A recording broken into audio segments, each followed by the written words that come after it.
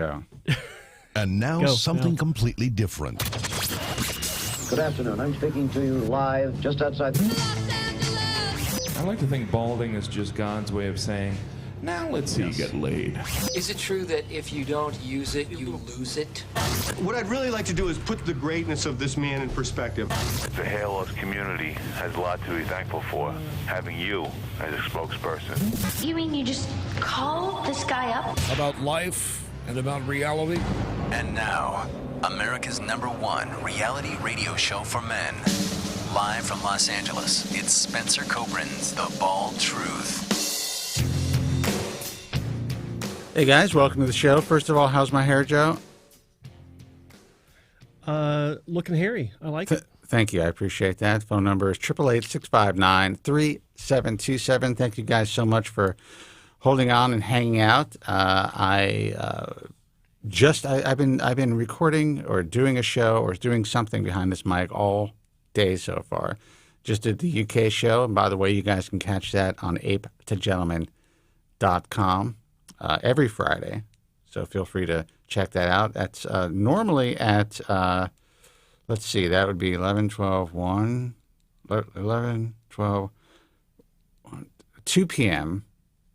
Eastern, I think. 11 p.m. on the West Coast, so you can check that out.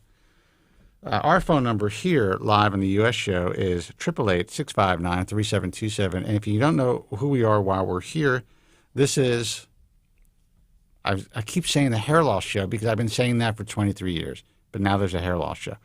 This is the Bald Truth. We talk about hair loss. This is a platform. This is and I don't even like saying safe place anymore because now they stole that. Everyone uses safe space. But I've been saying that this is a safe place for men and women, but we mostly seem to have men who are calling in and listening to the broadcast, to talk about an issue that society does not allow us to talk about, and that's hair loss. The reason we are so vulnerable as hair loss sufferers, the reason we get into so much trouble, the reason that this is now, and I just got the new stats, a $4.6 billion a year industry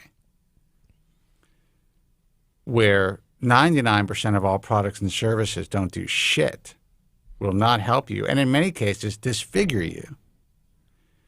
Is that including surgery or is that just products? That's including surgery. That's including surgery. Okay. I think that is incredibly underreported because of all the cash deals going on. Yes, I'm sure. However, no matter how big the industry gets, it's just as dangerous as it was 20 years ago. And frankly, that danger has just been scaled. More people are being harmed. It's not necessarily that the tactics have changed. I mean, yes, technology has changed. The way that we communicate our message has changed. The way that these companies and these hack physicians and these, the low-hanging fruit are able to infiltrate your lives has changed. But the industry is the same. Built on bullshit before and after images, built on false promises, built on lotions and potions and breakthrough treatments that every doctor and his mother is renaming and branding and putting their fucking chokehold on it to try to differentiate themselves from the rest of the fools who are selling you guys shit. Am I being too harsh? No, not at all. But that's what this industry is about. Now, with that said, I mean, there's help out there. There's real information. There are products that work. There are services that work. There are great hair transplant surgeons and their teams that can help you. But they're hard to find. I got to tell you, I was going to say fake hair. The alternative hair industry, while it's always been treacherous, it's insane what I'm seeing. And I thought it was just for years, because obviously this is what I concentrated on. I thought it was like, okay, the old clubs and all that stuff. These were the guys who I believed, who their customers were complaining about being taken advantage of. But these fucking wig manufacturers, now I'm learning, are causing women who are incredibly vulnerable so many more problems and so much more anxiety and making them feel even more helpless or hopeless because they're being ripped off by these companies or misled by these sexy Instagram photos and all the bullshit that goes on social media. It's never ending. It's like, I don't think I will never be out of a job. Like, as long as I'm able to walk and speak and comb my hair so I can get on camera, I'll never be out of work. No matter how hard we try to provide people with the truth, the industry is just so big. There's so many people just waking up realizing for the first time they need help that the bad guys are just there, man. They're just waiting for you. You guys are fucking prey, man. It's like a captured audience of suckers. I was one of them. 100%. We both were. Yeah. Yeah, let's face it. You were more of a sucker than me. But I'm not debating that. Like, I don't challenge that at all. No, I was, though. I mean, I happened to have kicked me twice. I was a young entrepreneur, so I had the money to buy shit, to travel. I went to Canada for at the time, I was like 21 years old to get, this is before low-level laser light therapy. They were using like some sort of electromagnetic, some shit or another. I went under this hood. I mean, I did everything, man. I spent so much fucking money and travel time, and I actually flew out here from New York to go to a plastic surgeon who at the time was doing a free-form jury flap. And I have to tell you that this guy changed my world and my perspective. And he told me he had it done himself in Japan. Guy's name is Garth Fisher. I'll never forget, and he's famous. Yep. I will always tell the story, and I have great admiration for this guy. He was a young doctor at the time, and I was a sitting duck. I had the money. I was willing to get it done. He told me, look, you have some recession, but it's not that noticeable. There is a chance that if we do this, well, he said, I believe in my hands, and his looked pretty good, that he's never had a flap die, and because it's free-formed, it's not being flipped over, so it's being disconnected from the blood supply completely and then reconnected, which is a tremendous skill. He said, if it works, you will have his hairline for the rest of your life, like his, which looks pretty good, actually. If not, you have to commit to wearing a wig. See, I gotta interrupt just a second, because you said something that a lot of people I've spoken to and you've spoken to have said in the past. He had it done himself. His looked pretty good. Irrelevant. Because the person that did his isn't doing yours. Yes, absolutely. Absolutely. But when you're 22 years old, however old I was, and you're not thinking what we know now. We're thinking this technique works. Yeah. Look at That's this it. guy. Yeah. And to this day, I mean, he wears hair now. I think, I don't know. I can't say for sure. He's never told me, hey, look, Spencer, I wear hair, but I think he does. But his hairline is magnificent. But he told me, you know what? I know that you took a trip out here, and I know you wanted to see me personally, and because I didn't want to just have a consult with this person over the phone. And she was telling me that this is the Rolls Royce of hair transplants. This is what she told me. I'm like, I got to see this fucking thing. And it did look good. He said, I wouldn't do it. And he told me this. He goes, there are going to be doctors out there who are going to want to perform, who tell you that they can help you, hair transplants. Do not do it. You're too young. You have too much hair. I like this guy. Meeting, his name is Garth Fisher. He's a famous plastic surgeon. He was married to, what's her name? I forgot her name. Brooke something or other. This guy is so well known. No. I mean, I think he did Jane Jameson's boobs. That's all I'm saying. But, not that you young guys know who she is, but very few people are fortunate enough to meet a doctor like that early on in their experience and their journey. And he set me on a new path. He set me on a path of, I guess, discovery and opening my eyes and recognizing that there's something wrong here, man. There's something wrong here. And that from that day on, I looked at everybody. I mean, I would say from my initial experience with Norman Orenreich, I started to look at everybody with a jaundiced eye. But he really made my instincts solid. He made me feel really confident that I made the right decisions. Anyway, guys, I tell you this story because nothing has changed. And frankly now, because hair transplant surgery and other processes to get your hair back have hit the mainstream, are being sent directly to your home. You're scrolling through them on your Instagram feeds and your Facebook feeds constantly. Everything is made to look great. It's not. That's the end. If you could avoid any of this shit, avoid it. But if you're like me, like most hair loss sufferers are, you want to do something about your hair loss, you want to try to treat it effectively, then if you listen to the program and listen to the people's stories who call this show, at least you're going to have a fucking fighting chance. 888-659-3727. Let's see who this is. Hey, you're on the air. Who's this and where are you calling from? My name is Jamie. I'm in San Francisco. Jamie from San Francisco. How are you, man? Jamie. Doing well. How are you guys today? Pretty good. Can't complain, man. Joe, I got to tell you, Joe, you look great. You look great in the gray shirt today, Joe. Thank you. Thank you. You're welcome. Courtesy of Spencer. He FedExed to me overnight. I'm like, dude, yep, you gotta hook up your wardrobe and your lighting, and everything's gonna be okay. Exactly. And here we are today. Yeah. Well, guys, I wanted to just start out by saying thank you. I am 44, and Spencer, I started listening to you back when you were on terrestrial radio. I don't even remember when this was. Jesus. But yeah, I was depressed. I was losing my hair. I was in my, I started losing my hair around 20 or 21.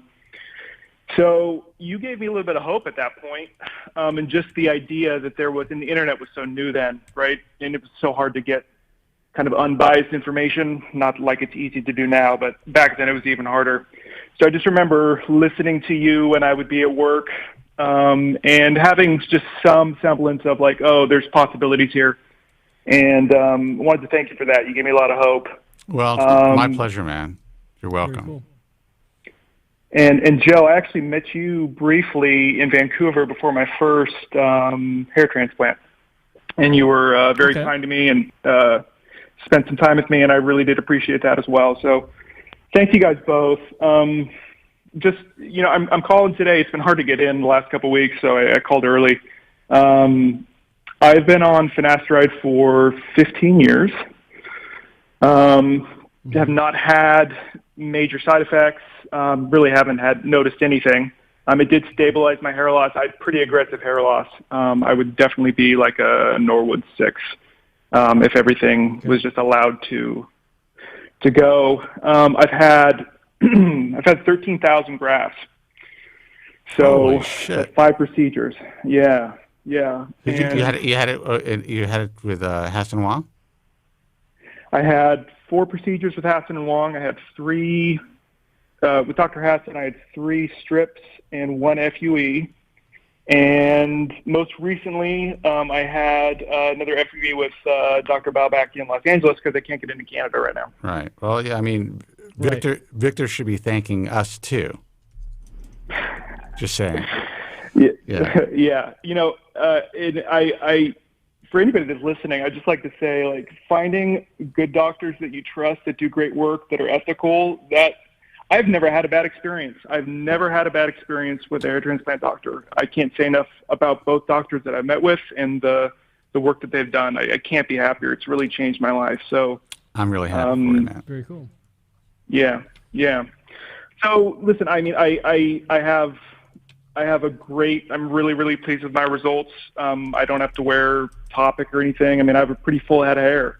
Wow. And especially at my age, it's... Don't make me feel bad about myself, man. It's all relative, and I think the last couple procedures that I've had has definitely been some hair greed.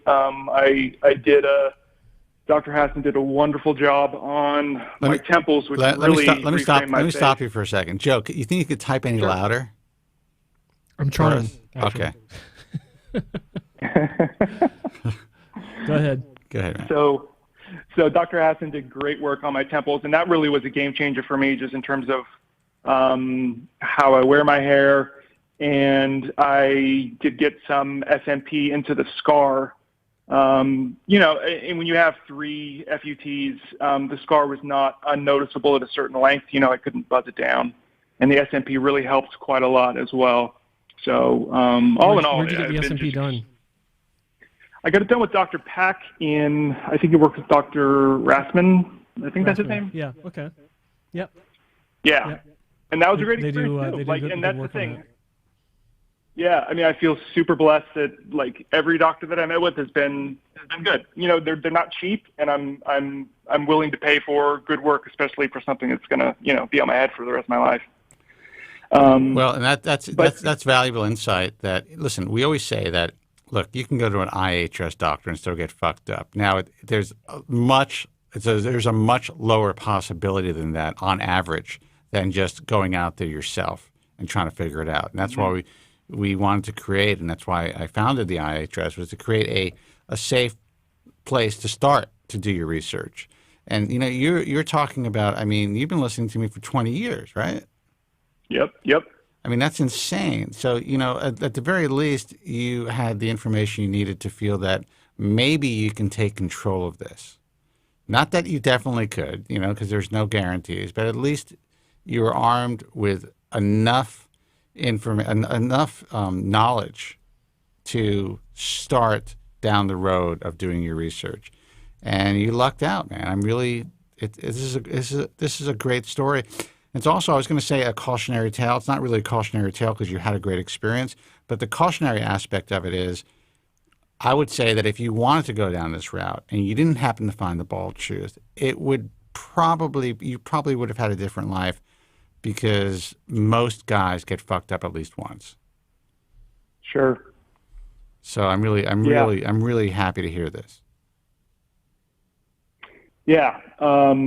Well, here's the reason why I'm calling today, and it's not terrible, but about 3 years ago, I had a pretty bad shed, and I think that was of my the existing native hairs that were still on my scalp, and it freaked me out, right? Because I was used to having pretty full head of hair, and then I have to think about how am I going to comb my hair now? I started using a little bit of Topic to cover up some of the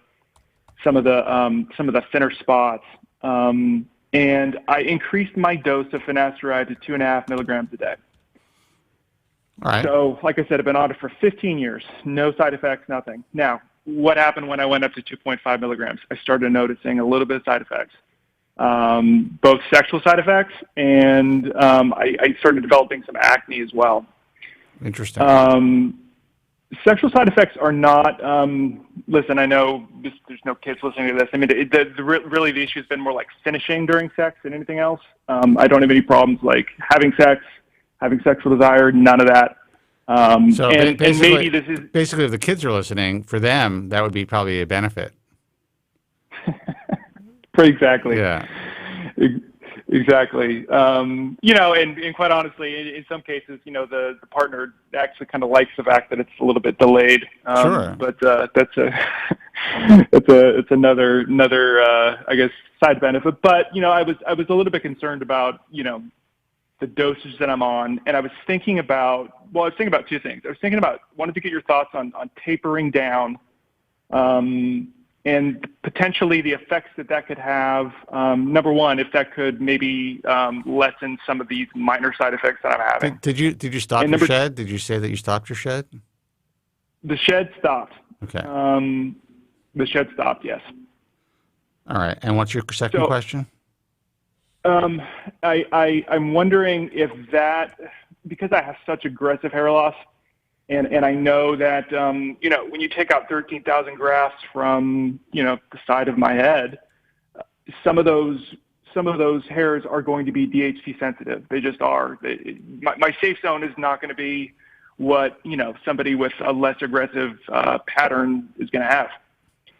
So yeah, I mean, your donor zone, your safe zone's relatively the same as everybody else's, but your donor zone, they had to go outside the normal safe zone, is what you're saying, right? Correct. Yeah.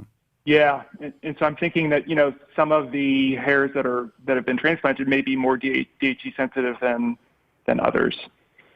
So I was thinking about tapering down. I want to get your thoughts on that, and I was thinking about maybe switching to or using as an adjunct like a topical finasteride as well. And I didn't know if there were people taking both finasteride orally and topically, and if there were any issues with having both deliveries, I guess, of the drug.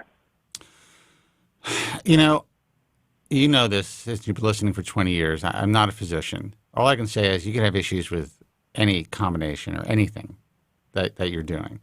You upped your dose to 2.5 milligrams. I have gone all the way up at some points in my life, many years ago, to 7 milligrams a day. Now, for me, I was also very young. I didn't experience any adverse side effects.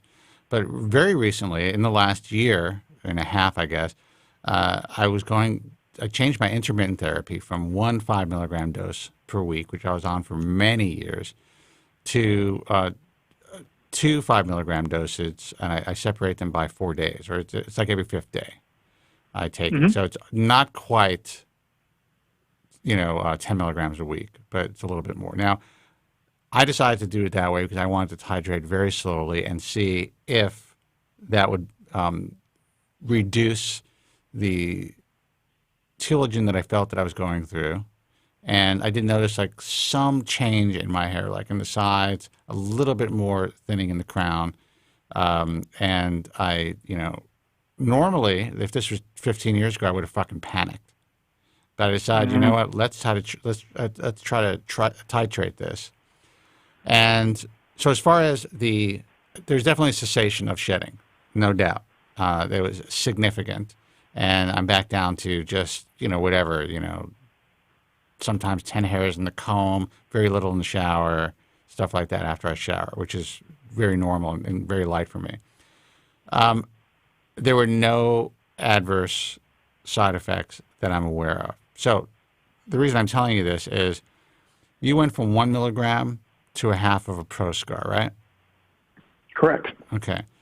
I can see that there's going to be a possibility of, you're more than doubling your dosage. It's 1.5 times, or doubling and a half your dosage every day. So if you were going to be prone to side effects, then I could see why you possibly had side effects. Now, I think if you taper down a little bit, again, I'm not a doctor and I don't have a crystal ball, even if you were somehow able to taper down to, and you have to do this intermittently, 2 milligrams a day, or on average, or 1.5 milligrams a day, it's very possible you keep the results that you have and lower your side effect profile.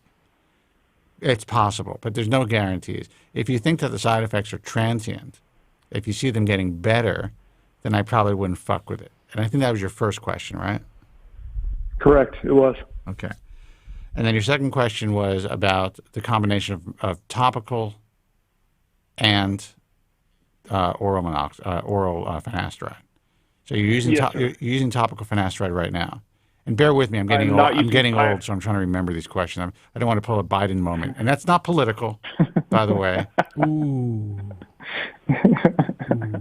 Look, come on, Jim Eagle. Come on, listen. I don't care what side of the aisle you're on. When you watch this performance yesterday, there's nobody in their right mind who isn't saying, "Look, this isn't going to last too long." What did we do? Well, I mean, at least there's a young vice president.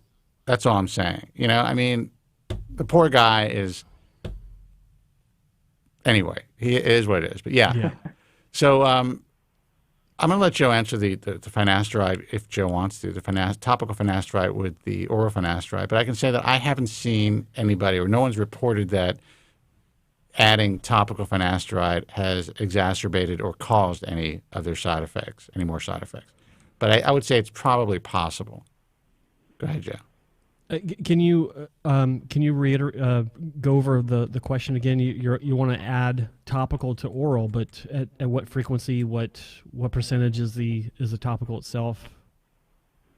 To be honest, I haven't even looked into options for topical finasteride. I was thinking more just on a meta level in terms of I haven't researched it enough, and maybe I should do this to know about the absorption that's actually happening systemically in my body. I'm just concerned about having more finasteride in my body, and the potential that could come from that, right? So, but I also didn't know if this could be like a good strategy to have, right? Maybe I would have if I just went down to 1.25 milligrams a day and added the topical and obviously did that over a period of time. Could that be a way to abate some of the some of the symptoms? I think that like just prefacing as always, I'm not a doctor, but I think that anytime you're introducing or subtracting something from a regimen, you want to do it slowly.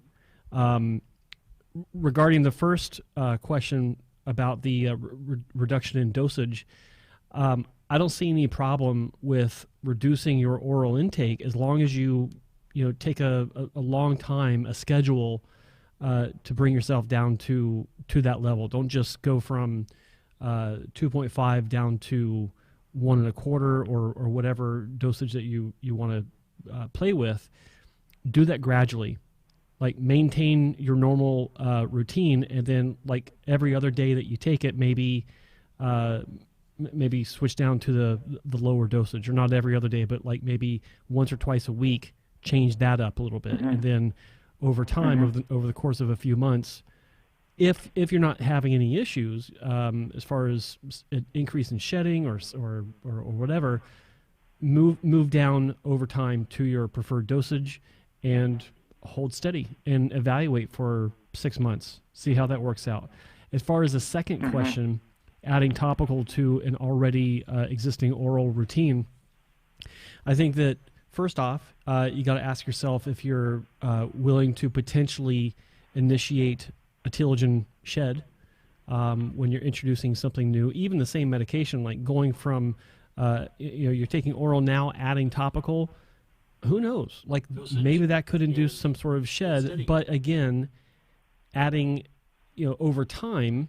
So instead of doing it, adding a topical every day, maybe add it once a day, once a week for a few months, and then for 1 month, and then twice a week for 1 month, and then 3 times a week for a month, and monitor what's going on with that, because you don't want to shock the system. And my concern right now is maybe inducing some sort of shed. As far as side effects go, I think that the same thing applies. Just kind of gradually introduce it into your system and see how you react. And if you can tolerate it for say a couple months, and then you're continuing to add the frequency or increase the frequency of application, and then you start to see side effects, then make the decision to either push through or to back off to the previous month's routine to see how that works out, to see if the side effects disappear.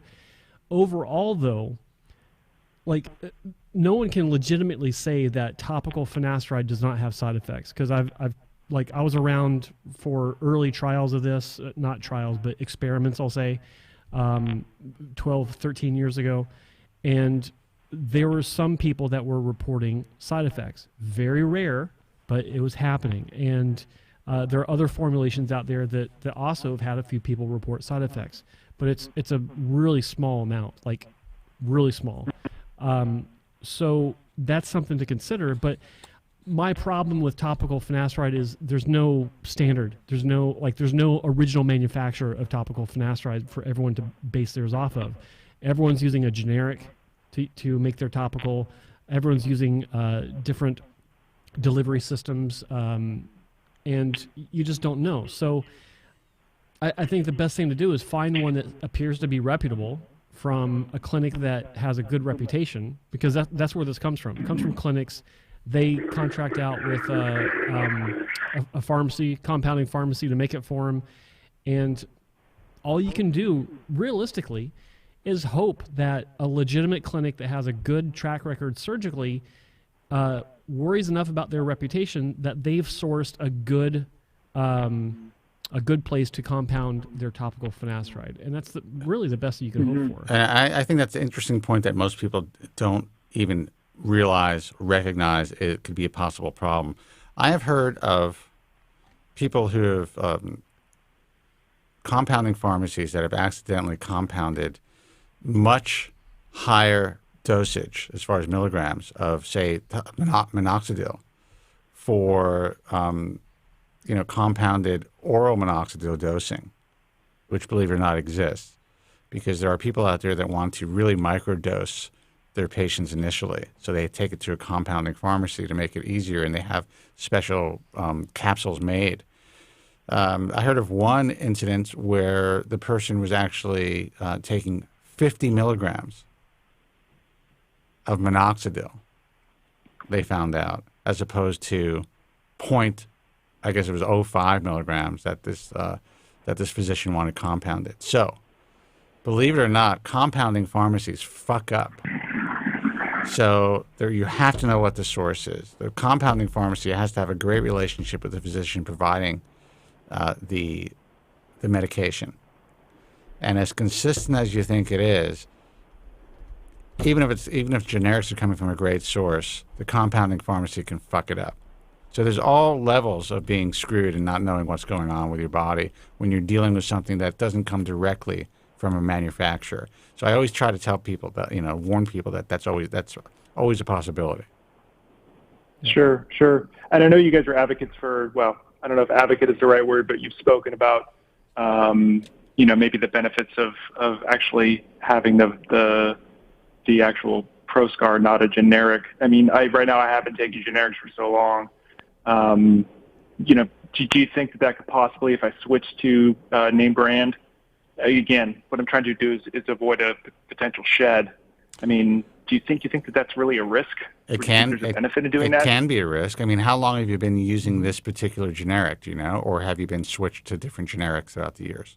I don't even, quite honestly, I think my pharmacy just changes it. I think they get in whatever generic they can get in. And that alone could have caused you to go through the effluvium, and that alone could have caused a situation where you thought that you needed to take more when you might not have had to take more.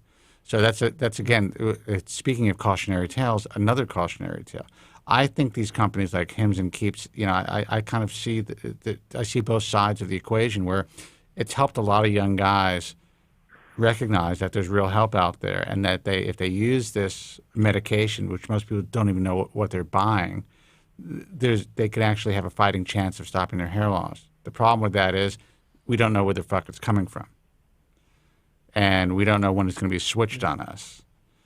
So, to answer your question, look, anytime you make a switch, there's a chance of something changing in your body. And if you're using a medication now that's not quite as effective, that has a slightly different molecular makeup, meaning that the compounds used with the finasteride are different, it's possible you can go into have an effluvium, even if you're going on name brand. Or it's possible that, what you're going through right now is being caused by the current generic that you're taking. And if you make the switch, even if you were taking a higher dosage, you wouldn't have side effects. That's how tenuous, if that's the right word, and I think it is, this whole thing is. It's true. And I'm not going through a shed right now. I mean, I had a transplant in December, so I'm still kind of in that grow out phase. But I think I do heed that advice well about not trying to make too many things change at once, because then, and if I do have a shed because of that, I don't know what caused it, right? If I'm doing 3 different things at once. That's correct. And I also think, again, I'm going to say cautionary tale 3 times in this call, because Joe just did a video which I thought was it was a really important video for young guys to see, and he mentioned in this particular video how if you could avoid this fight, avoid it, because it could be exhausting. It's never ending. And you are a prime example of that. I did watch. You are a prime example of that. And you're an example of a couple of things. One, you did your due diligence, and you got to this point in your mid-40s. How old are you? You said mid-40s? I'm 44. 44. Close to mid-40s. Your early 40s, you got to this point, and you look great, and you've made all the right moves, but you're still fighting. And I think it's an important example. Is no matter how well you've done, if you make every move correctly on this fucking board of trying to treat your hair loss, it's a never-ending battle. It's whack-a-mole. It is whack-a-mole. You're always playing that game. Well said. Yeah, it is. Yeah. That is well said. Real quick before I let other people get on, do you guys have any? I inherited a low-level laser hat from somebody. Do you guys have any issues with wearing that after a transplant? I have no issues with it because there is some evidence that shows that. Hold on. See, my multitasking skills are off too, and I'm getting texted. There is evidence that shows that wearing it after a transplant could actually help lessen possible effluvium after a transplant and increase the how robustly the grafts grow. So that's real. Mm-hmm. There have been some, at least studies within the field showing that that's the case. And there are doctors out there that actually provide the laser cap for free with their surgery because they believe in that so much. So, but with that said, anything can make you have a shed. So I don't think it's gonna harm at all the grafts that were recently implanted. But you never know what's going to happen with your native hair. And how'd you inherit it? Like someone died and you got their cap in their will? I had a buddy who is literally like a Norwood 7 now, and he bought it 6 years ago, and obviously didn't work for him. And I've talked to him very openly about what I've gone through, and it's like, oh, you want it? And I'm like, sure, I'll absolutely take it. I never really considered it for treating my hair loss. I just picture this guy drunk and you're at his place and he throws this thing at you. Yeah. He's like, God, piece of shit. I'm throwing it away. No, he's like, crying about his hair loss, and he throws this. And I bought this fucking thing. He probably spent $500 or $600 on it. I mean, they're not inexpensive depending on the ones you buy. So, I took it. That's a cheap version. Oh, it is. Yeah. Okay. And Dr. Baubach wanted me to go on minoxidil after the transplant. I didn't want to get on that train either. I think you guys were talking about that last week because it's like I didn't want to be on that for the rest of my life or have to worry about coming off that. And anyway, I think that was a smart move, and you know how I feel about that. Listen, doctors, they practice medicine the way they practice medicine, and they go by the status. In status quo in the field sometimes. I was watching this was sent to me late last night. Joe, you should watch it. ISHS did a live webinar on women's hair loss. And they had 4 physicians, one who's not in the hair transplant field, who actually was incredibly honest. And I admire that was good. If anyone would have taken the time to listen to, she's from Italy. This woman, they may have gotten something from this, but I would say kind of like some of the irresponsible communication that was going on during this webinar, and the fact that they're just throwing the kitchen sink at everyone who walks through their door. And saying, we'll try this, or we'll try that, or we do this, or I'd like this, or I happen to think this is a good thing, or whatever. What does the fucking patient think? And what are your results? And in the end, what I came away with was, if you're a woman dealing with hair loss, you're probably fucked. And that wouldn't be a good feeling if I was a woman watching this. So my point is, the reason I bring this up, caller, is that doctors will use what they see or think is in their arsenal, and that may or may not help the patient. I think that it was a good move for you. That minoxidil is always going to be there.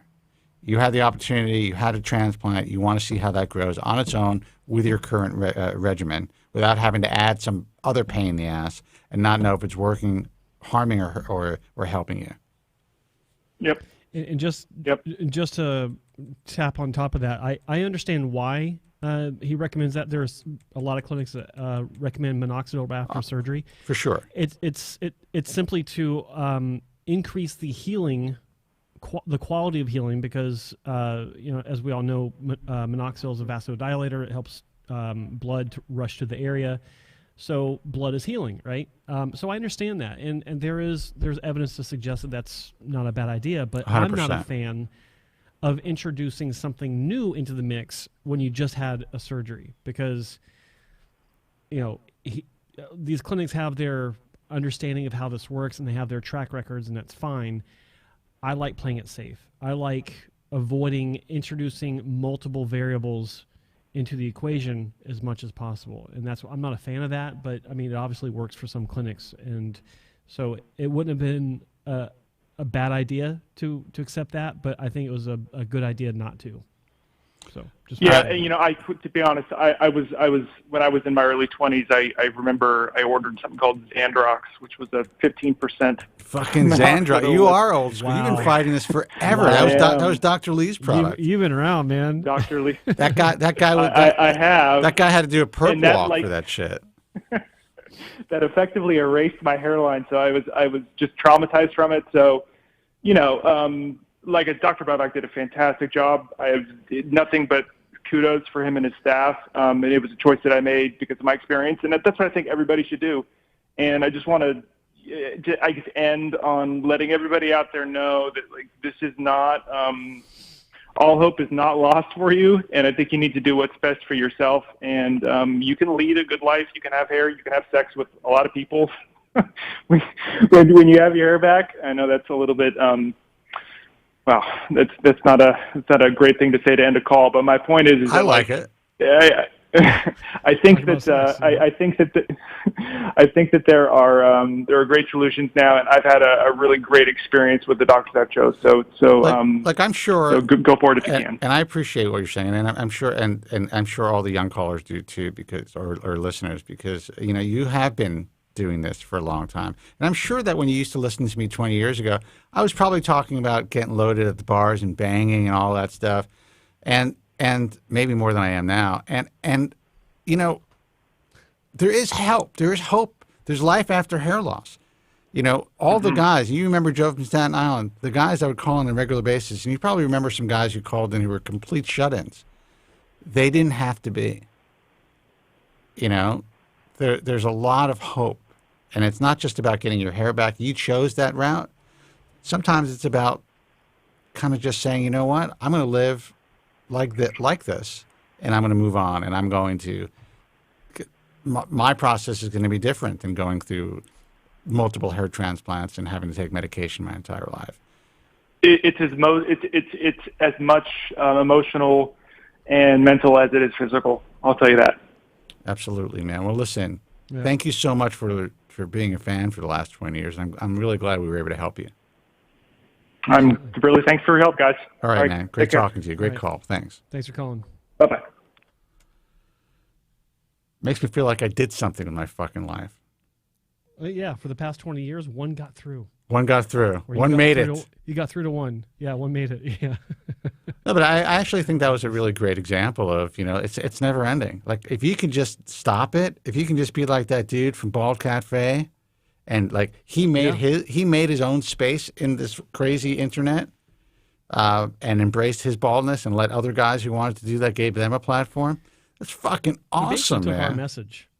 He basically took our message and capitalized on it. Good for him. Well, what? Here's the thing about life, and everyone who becomes anything in life is everyone borrows from everybody else. I didn't write the first book in the world. You know what I mean? I've read a lot of books before I was able to actually put pen to paper and figure out something on how to write a book. I did have the first hair loss radio show. That's true. I think it was a pretty crazy idea at the time. But especially if they're good people, Like, fuck it, man. Like when somebody sent me a video of him with behind the mic, basically with this set, and I'm like, it's a good looking set, you know. That's good. Wait, but I'm like, what's the big deal? And everyone's like trying to start fucking problems. I'm like, I don't want any problems with anybody. This guy's got a good message. Jesus, it's fucking people. Everyone's so fucking petty. 888-659-3727. What's his name again? I forget his name. What's his name? Who? Who's the guy from Bald Cafe? Oh, Harry. Harry seems like a really nice person.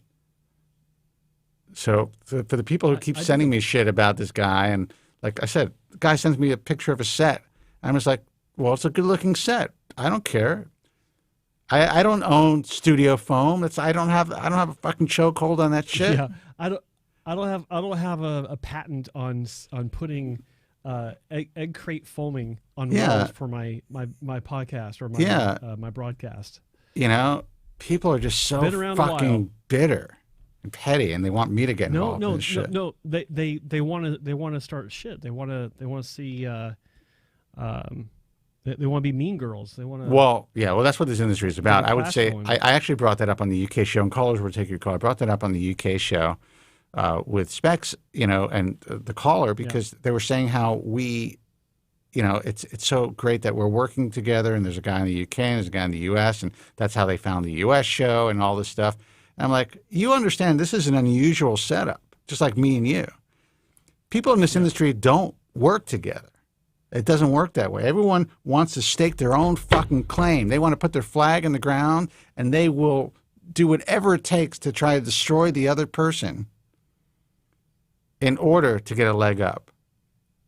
100%. It is a disgusting, repugnant fucking space to be in. And I actually feel very lucky that I found you guys. Two normal fuckers who are like, you know what? We all have the same message. Let's work out. Let's work it out. Let's figure something out so we could all work together. I need to interject. There's nothing normal about me. Well, true. But thanks for that. And I'm not my story. I'm not well. That's my line, and I actually trademarked that. So well. It's the truth. I'm not well. I'm not well, TM. It is. That's actually I look it up. No, don't look it up, because then someone's going to be like, "Oh my God, this hasn't been." I'm going to maybe it has. I have to make sure that my trademark attorney re-upped it. 888-659-3727. Actually, I use it in commerce, so no one could take it. See, that's how my mind works. Call, you're on the air. I'm so paranoid. Like everyone's after your fucking ass for something. Hey, caller. Hello. Hi. Oh shit, I'm in. Awesome. What's up? That's a good response. I like that. What's up? Well, my name's Jack. I'm from Wisconsin. Hey, man. What's happening? How's it going? Nothing much. I just put some hair fibers on, enjoying the show. Mazel tov. Watching you guys live. Fucking great way to start my Friday. Did you do that just for us, or are you going out? It's better than putting on just for you guys. It's better than putting on a tinfoil cap and watching the show like everybody else. Boom. Yeah, I don't think those toupees are my thing. But so I had a question about just my hair loss. So I started noticing it at 20. I'm 22 now.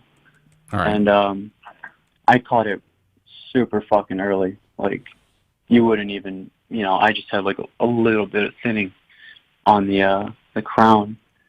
And the first thing I did was go to my doctor, and he told me, use Rogaine. So I used Rogaine, and then while I was using that for like the first month, I also found out about Finasteride. So I'm like, oh shit, okay, let's find out how I could get this. And I didn't even know anything about like side effects or anything like that. I'm just like, holy shit, this is what people use. All right, I'm in. So wait a second.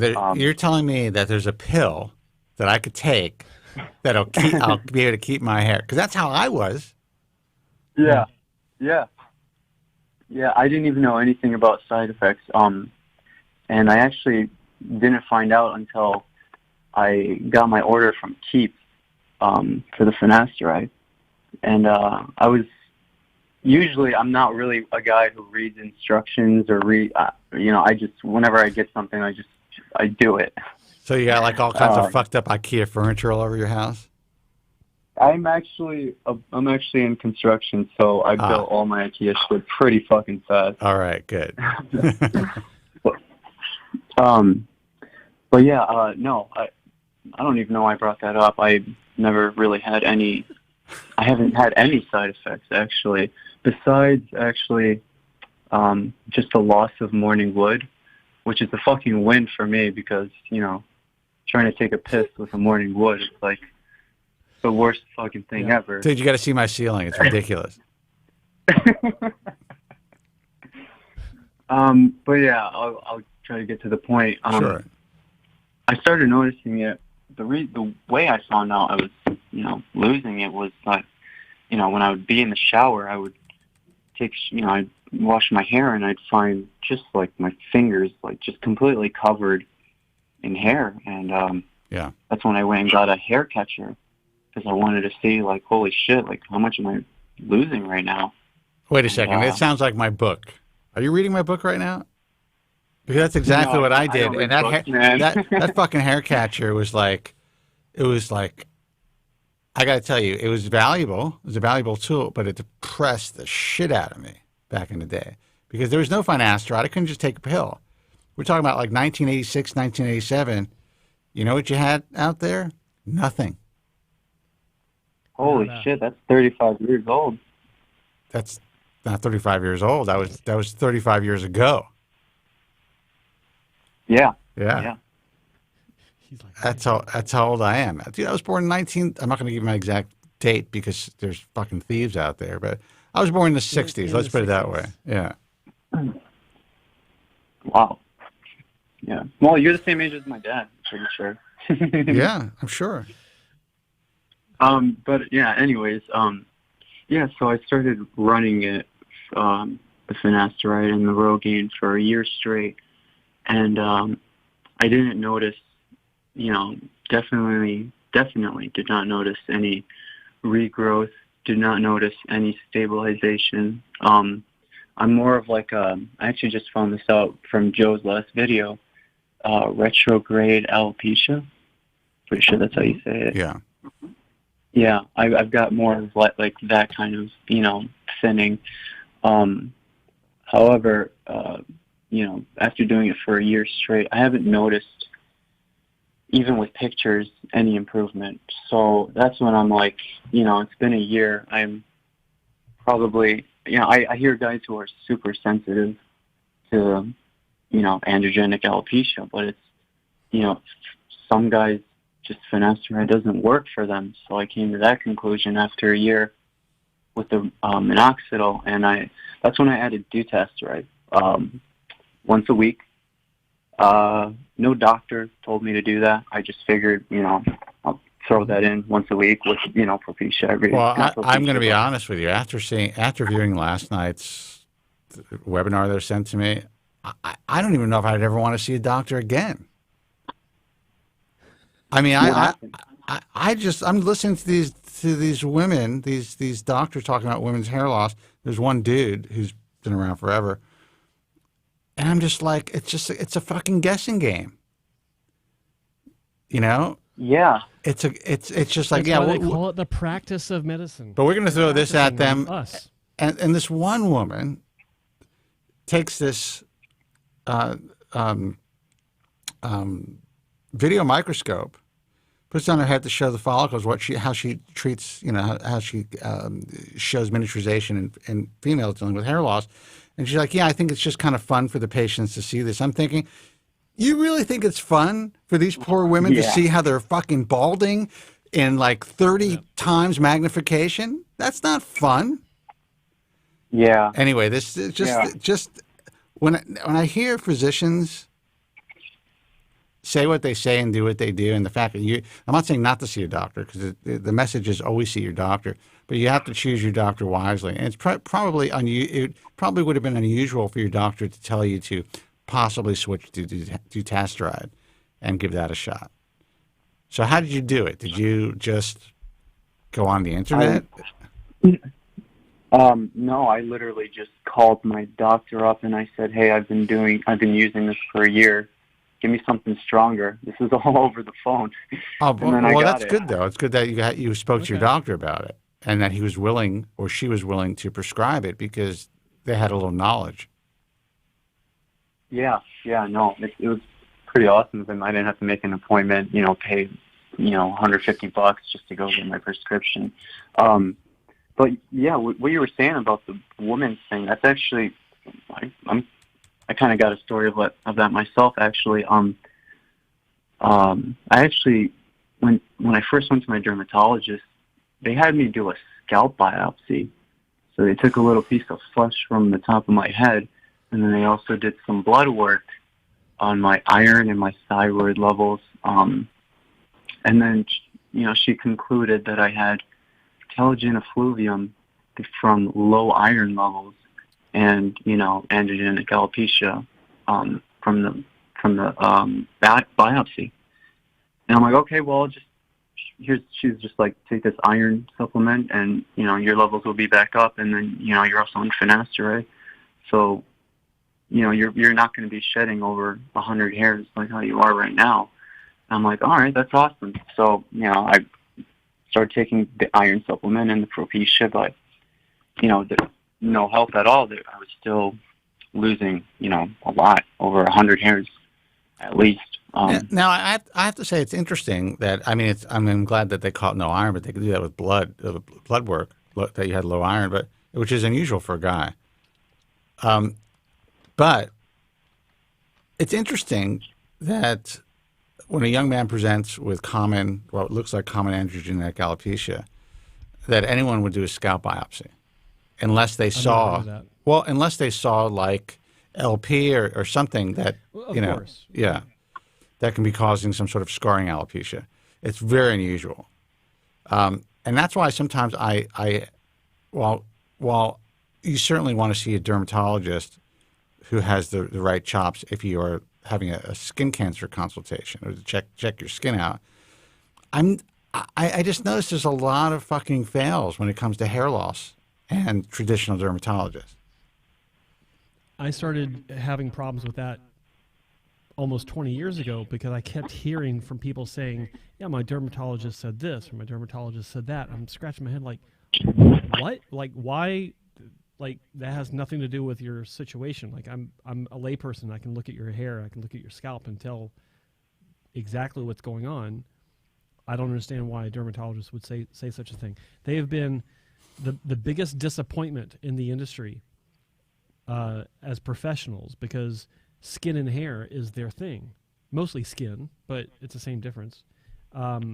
So, yeah, I'm shocked and not shocked to hear about a biopsy just to identify simple androgenic alopecia. Now, that thing about the iron levels, that is interesting because it's usually females that have that issue that leads to hair loss. But I'm not like, I don't have a problem with the blood work. I think that's actually not a bad idea. But that biopsy thing was just out there.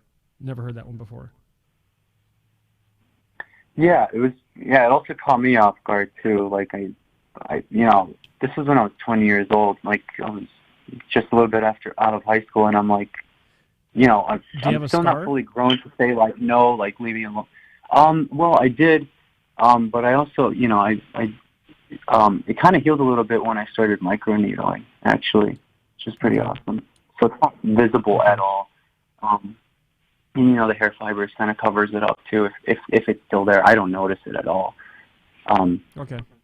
But yeah, so when I got my blood work done again, and then I noticed that my thyroid levels were lower, but my iron levels were fine, and I'm like, okay, maybe I got some sort of Hashimoto's thyroiditis, because even to this day, it's been 6 months since I've been taking Finasteride, but I actually did should admit that I just recently started using it every other day, and I dropped the Finasteride within this last month.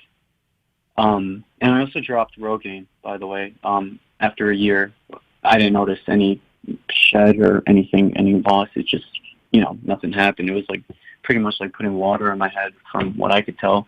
But I guess what I'm trying to get at right now is it, I'm hearing all these guys, they're taking Finasteride, they're taking dutasteride, and they're like, holy shit, this has like completely stopped my hair shedding. And I'm just wondering, like, am I going to have that moment? Because I could easily like shake my head into a sink after a full day of not washing it, and I could drop like 60, 7 years, and then I get in the shower and I could drop, another like 70.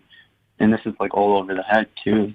So I'm just wondering from like your guys' I know you guys are experts on this. I know you're not doctors, but I trust you guys, with what you know. And I'm just wondering, is it normal for stabilization to happen from these medications, even though you're still, shedding, I guess? Well, it's an interesting question, because I've known guys who, in the same position as you, who continue to go through what's called a TE or an effluvium throughout the first year or even 2 years of being on medication, but their net, hair results either they stay the same and they've even gotten better. Now that seems like, how can that happen if I'm shedding so much? Well, the synchronization of your hair growth is just what it is for a few years sometimes when you start this medication. And, there's more miniaturized hairs that could be growing that you don't even realize. And I guess you have to be able to assess, in the last year, while you're still shedding, have you seen, besides, I know you mentioned that you may have retrograde alopecia, but have you seen a change for the worse as far as the appearance of your hair? Or is it just you're concentrating on the shedding?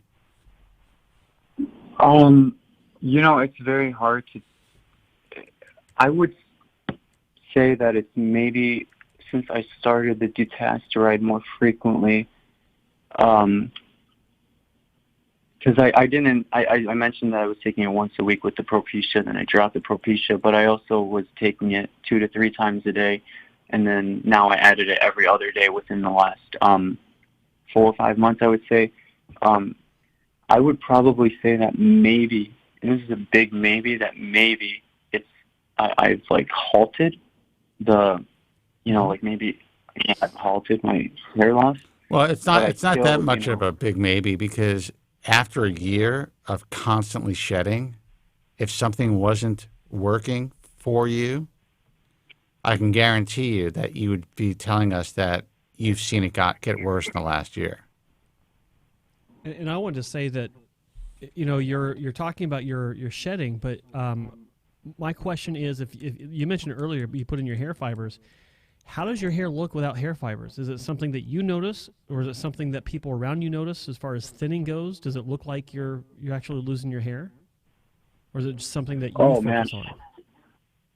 Oh, man, like, I feel like really, like, to most people, they wouldn't even notice. Like, I have it mostly in the crown, the thinning, but I feel like most people wouldn't really notice it, except for, like, like the cowlick on the back of your head, but it's off to the side that some guys have, the whorl, you call it.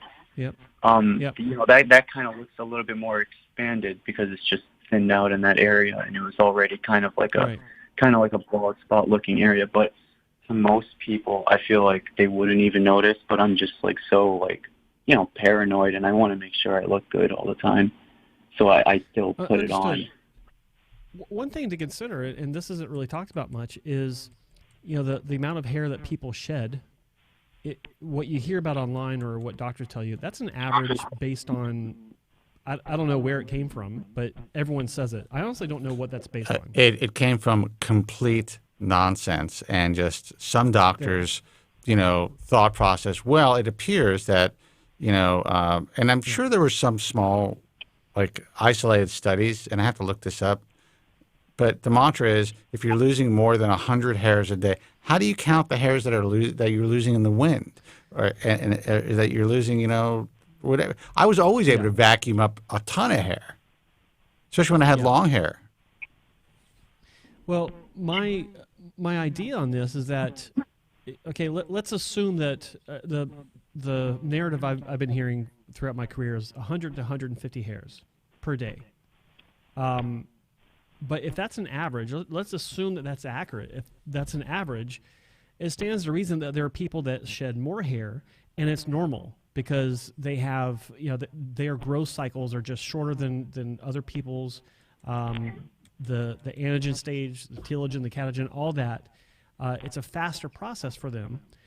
But there's also, I think, logic in the idea that maybe you got a lot of hair, more than the average person, and so the law of averages apply where it's like, okay, if that is what a normal person with normal density sheds per day, then someone that has a higher density would logically shed more. Who knows? That's actually a really good point because... I'm sorry? Yeah, no, go ahead. Yeah, I was just going to say, I remember in high school, my hair isn't just, coarse, but I had so fucking much of it that I would actually go to the barber shop and I would actually ask him to have it thin out.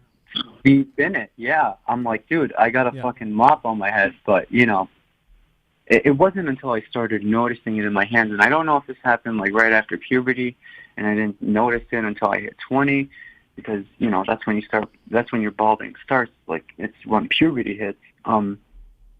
It wasn't until when I was 20 when I was noticing just a lot more hairs on my hand that I started noticing a little bit thinning on the crown, and I just, to this day, I feel like I still have some sort of telogen effluvium alongside with the androgenic alopecia, but the telogen effluvium is just rapidly is making the hairs that should stay on the scalp longer just fall off, and then that's when the androgenic alopecia comes in, and then that's where you grow thinner hair each time it falls out. Yeah. So I feel like it kind of exacerbates it, is what I'm trying to say. Okay. Well, yeah, I can see that. I think that, look, ultimately, just stay the course. You've changed things up 4 or 5 months ago. I think I heard you say adding more to your routine. But it takes a minimum. A lot of people see improvements at 6 months. Most people don't see improvements until a year. But as far as finasteride goes, the improvement curve continues for up to 24 months from initial intake. So I think that at this point, just stay the course. Don't try radical things. Don't switch this out. Don't switch that out. Just stick with what you're doing, and keep monitoring it. But don't lose sleep over this. Don't spend too much time trying to count each hair. Just notice it, make a note of it, and move on to the next day and see how things unfold over time. That's all you can really do at this point. Yeah, most definitely. And don't forget to wash out your fibers at night. Don't leave it in overnight. Oh, always what? Yeah. I mean, I have nights where I can't, just because I'm over somebody's house or something like that. But yeah, I gotta make sure I don't do that anymore. Yeah. Well, listen, man, we're going to take another call, but I just want to tell you that it sounds to me, while you're doing it, first of all, you've taken the reins. You want to make sure that you at least maintain your hair. It's great that you noticed it early, and since you want to keep it, you're doing everything you can to keep it. The shedding can be, or an effluvium can be, a real mind fuck. And I've been through it many times throughout my hair loss career. I can't believe it's been so long since I first noticed it. I was like, your age. But with that said, I mean, I'm not saying that I have Brad Pitt hair, but the truth is, I'm going to be 56 years old, yo. I mean, I have been able to with the use of medication, going through sheds, painting my head, doing whatever I can do, hairspray, blow dryer, whatever it takes, trying out hair systems, in the back, which I got to tell you, if things continue to progress, that's probably the first step before a transplant even. Cut a little bit of a yarmulke and that's it. Comb that shit and it works. But my point is that you may be fine in the next decade or more, even if you're going through this shit. You're doing everything that you can right now. And if you don't think that you've actually progressed, and you would know if you did, man, then you're probably going to be in a pretty good position. And in time, and again, we're not doctors, and I don't have a crystal ball, but your growth cycle will be less synchronized and it might normal out where, only say 10% of your hair is going to be in a catagen and telogen phase while the rest is in, or an telogen phase while the rest is in an anagen and catagen phase. Sometimes that takes 2 or 3 years of being on medication before that actually gets to the point where it should be. And I've seen that before, just being in this game for so long. So fingers crossed, I think you may be on the right track. Yep. That's awesome. Yeah, I really appreciate it. That kind of just boosted me up a little bit. That's awesome. Well, that's what we do here. Just send the check whenever you can. All right, dude, listen, good luck. Keep listening. And if you need us, we're here. Thanks for calling. I really appreciate it, guys. You got it. Thank you so much. Take it easy. Bye-bye. Your technology sucks, true dat. Exactly. Let's watch you do, dude, we're 1,500 miles apart, and we're sitting right next to each other, having a conversation in real time. Not bad. Now, I do notice that while I hear you very well, I do notice the levels coming into our software from you are low, and I can't control those levels at all. I could bring them down, but I'm unable to bring them up. So I'm assuming that the levels coming from your piece of software are set at a certain point that kind of are blocking your full sound from coming through. That's the only thing that I could see right now. Your picture is very clear. It may be being processed and downgraded, whatever, online. You're looking at yourself online, right? Yeah. How does it look to you? Yeah, I see it. It looks fine. It looks crystal. 720 at 60 frames a second, which is nice. Yeah, it's good. All right. Well, we got phone calls, and I guess there's a call-in show. I'd like to get something to eat, but we're working, right? What time is it? Dude, it's only 3-4. Yeah, but I have been doing this all day. Hey, you signed up for this job. Now's not a time to complain. We got a war that we're fighting here. And I have to say it's interesting because I was talking about the email that I got yesterday from the radio person. Yeah. Somebody asked me a very specific question, a guy in the industry, a physician, and we always go back and forth about our number. This guy, you know who this guy is, undercover doc. We always go back and forth about our number. He's awesome. And he's very blank, very upfront. We know each other for a long time. He's like, so have you must have reached your number by now.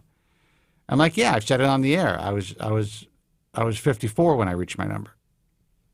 And your number is when you can just say, fuck you to everybody and go off into the sunset. And if you're lucky enough to live 40 years, you can live those 40 years in peace. Yeah. For some reason, I'm more driven than ever. And I think what's interesting about these people in this industry, and this is where you really separate the guys who have the true passion from just getting into it to make a buck. They don't understand that. They just want to make their number. You were talking about doctors. And when I hear that, it's so fucking disheartening that the majority of these guys sitting there, the grand poobahs of these organizations and all this stuff, they are doing this until they make their number. It's like being a cop or something and just wanted to do your 20 years and get your pension. Yeah. So when people say I'm the hardest working guy in hair loss, I don't even consider it work. Now I get a little tired if I'm behind the mic all day. And I'm like, what am I doing? Yeah. But when I hear a guy who called in, and I forget his name already, which that's just what's happening to me lately, who's been listening to the show for 20 years, who we've been able to change their life. And this young man who just called in and said, hey, this conversation just, gave me a boost. Yeah. I recognize, how am I going to stop? Because if I stop, and then by default you choose to stop, then everybody's fucked. And that's not just being I'm not just trying to do a humble brag here. It's just reality, and it's a fucked up reality for everybody out there. Yeah. Yeah. No one with our awareness, I think, of what really happens in this industry is out there pushing the truth. There are people out there saying some good things, no question about it, but they're not fighting based on, being in the trenches for so long or being in the industry for so long. They don't understand. A lot of people don't understand what the reality is as far as how bad this industry really is. Some people will see, there's some people that are unhappy with the results, and they may even talk about it. That's nothing. It gets so much deeper than that. We talked about. We've been talking about this for a while, about how the industry itself has become more commoditized than ever. And that's a tough word for me. You always get it right.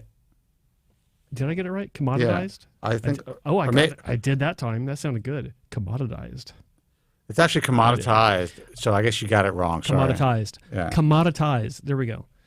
I had to make a big decision based on what one of these people in the industry was doing, a publicity stunt, and I had to not only make a decision that affected my business based on this behavior, but I really re-examined, this idea that surgery is something to be negotiated like a used car, that surgery is something to be advertised like a sofa at one of these furniture joints that you go to on the weekends, Sunday sale or whatever.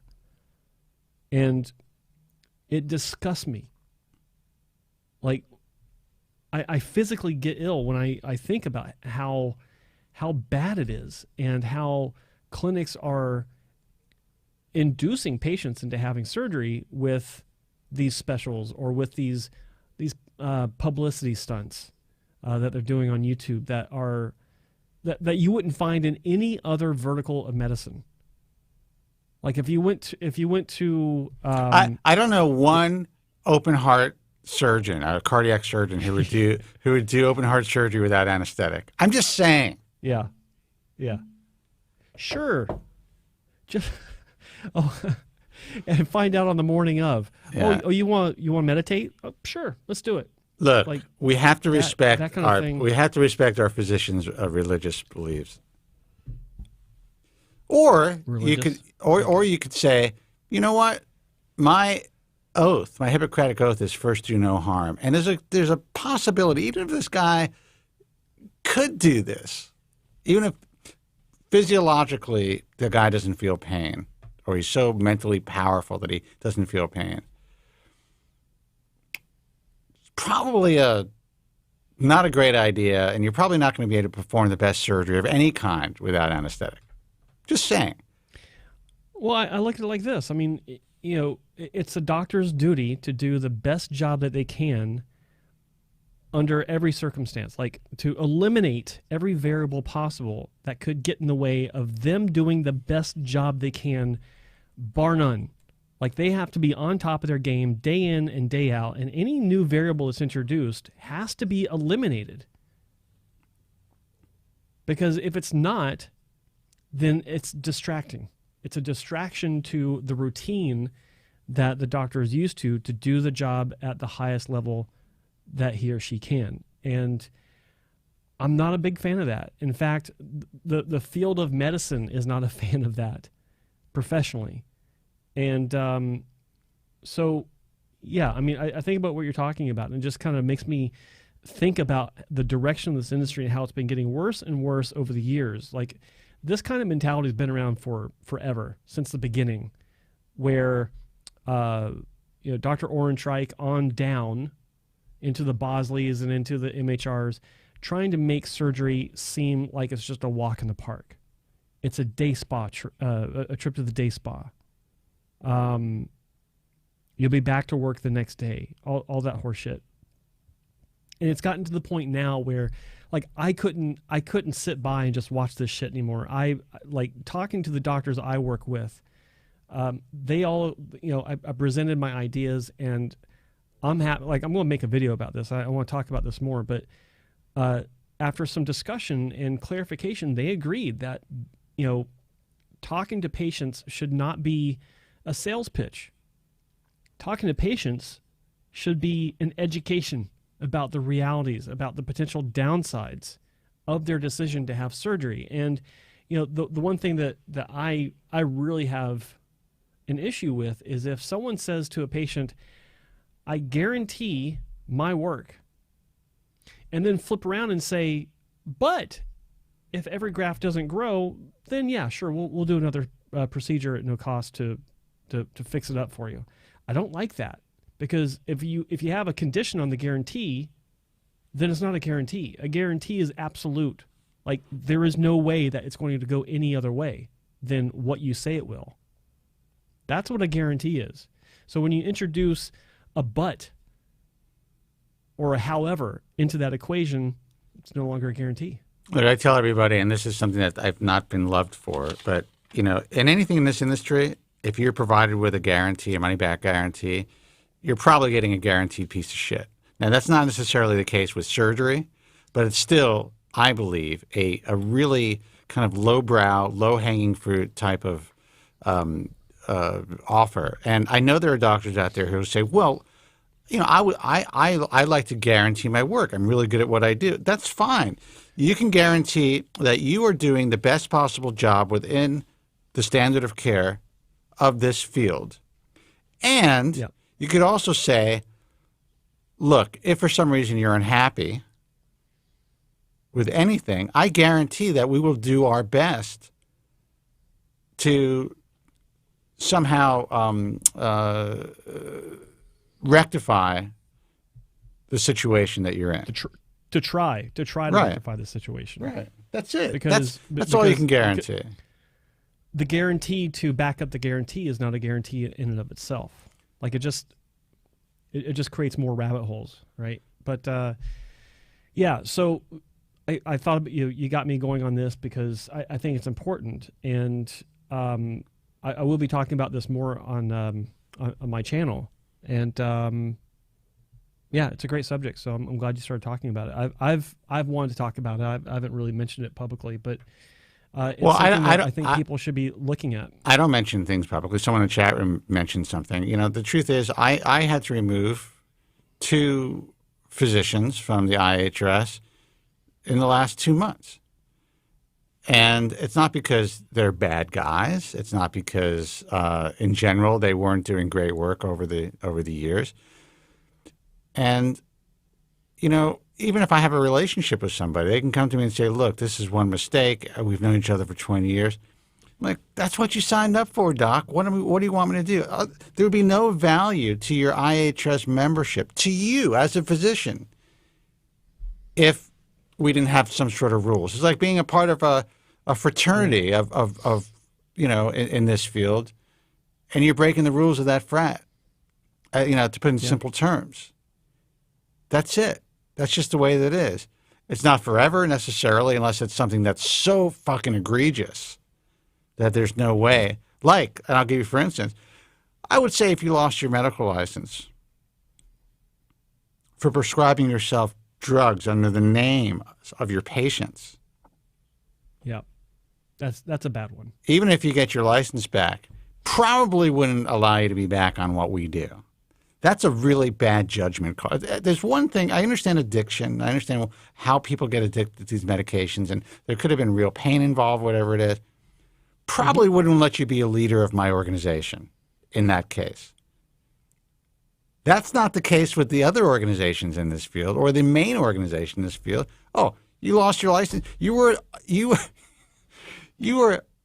admitted to being impaired and unable to perform surgery while you were impaired by drugs. To perform surgery, but perform surgery on many people in that state. But then you were just fucking caught. Yeah.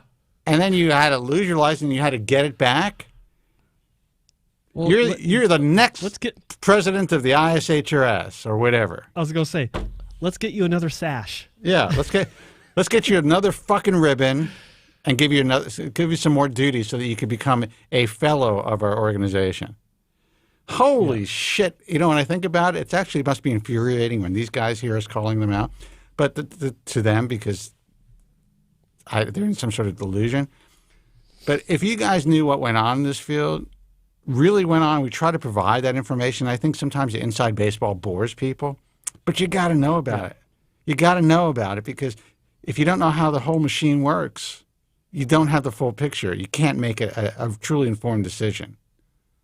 But this inside baseball it's actually really important, because patients don't know any better either. It's like, oh, well, this place said that they guarantee this, and this place, oh, they got a special going on. If I sign up in the next 2 weeks, I get 10% off. Like, all that shit, like, real medicine doesn't do that.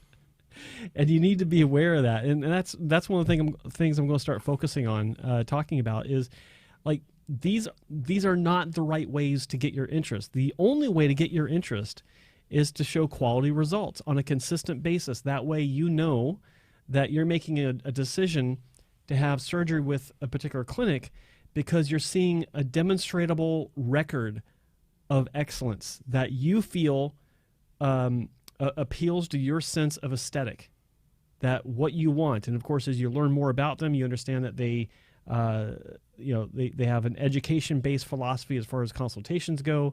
They have a proper follow-up protocol. They're going to follow up with you multiple times in the first month, second month, third month, all the way out to the first year to make sure that your progress is solid. That's what you need to look for. And it's just amazing. Like, the more I think about it and we talk about it.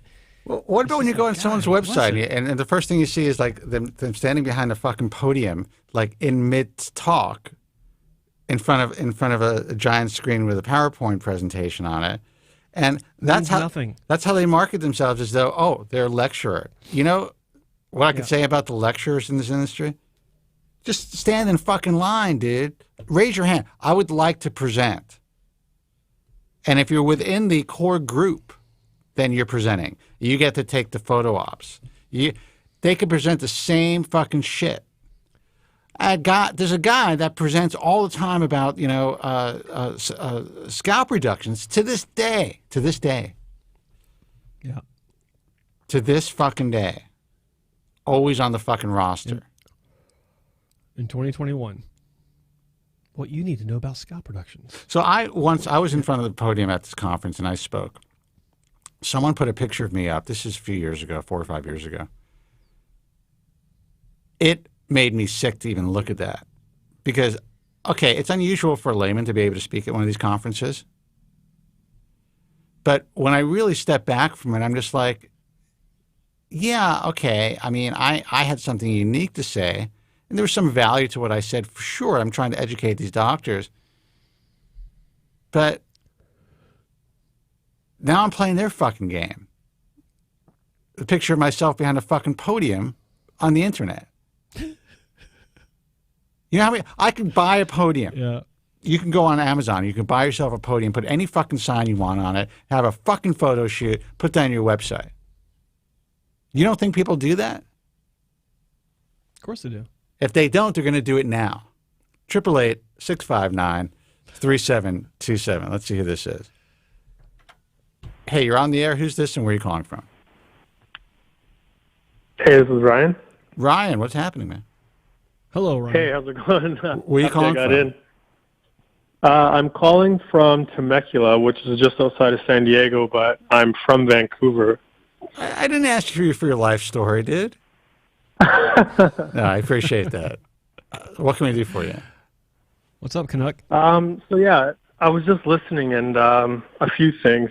Joe was talking about bad transplants, people having social media followings, getting discounts, that kind of thing. So I kind of fell victim to that back in February of 2018.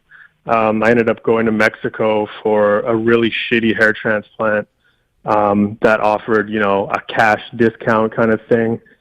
Overall, wasn't a terrible experience.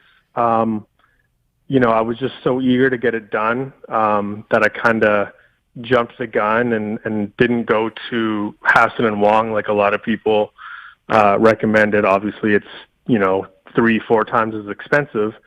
I had my transplant a year later, wasn't happy with the results, really poor density, just shitty results, right? So I shaved my head and I said, I need to see what this looks like, what my scalp looks like, what I'm working with here. I had a lot of FUE scarring.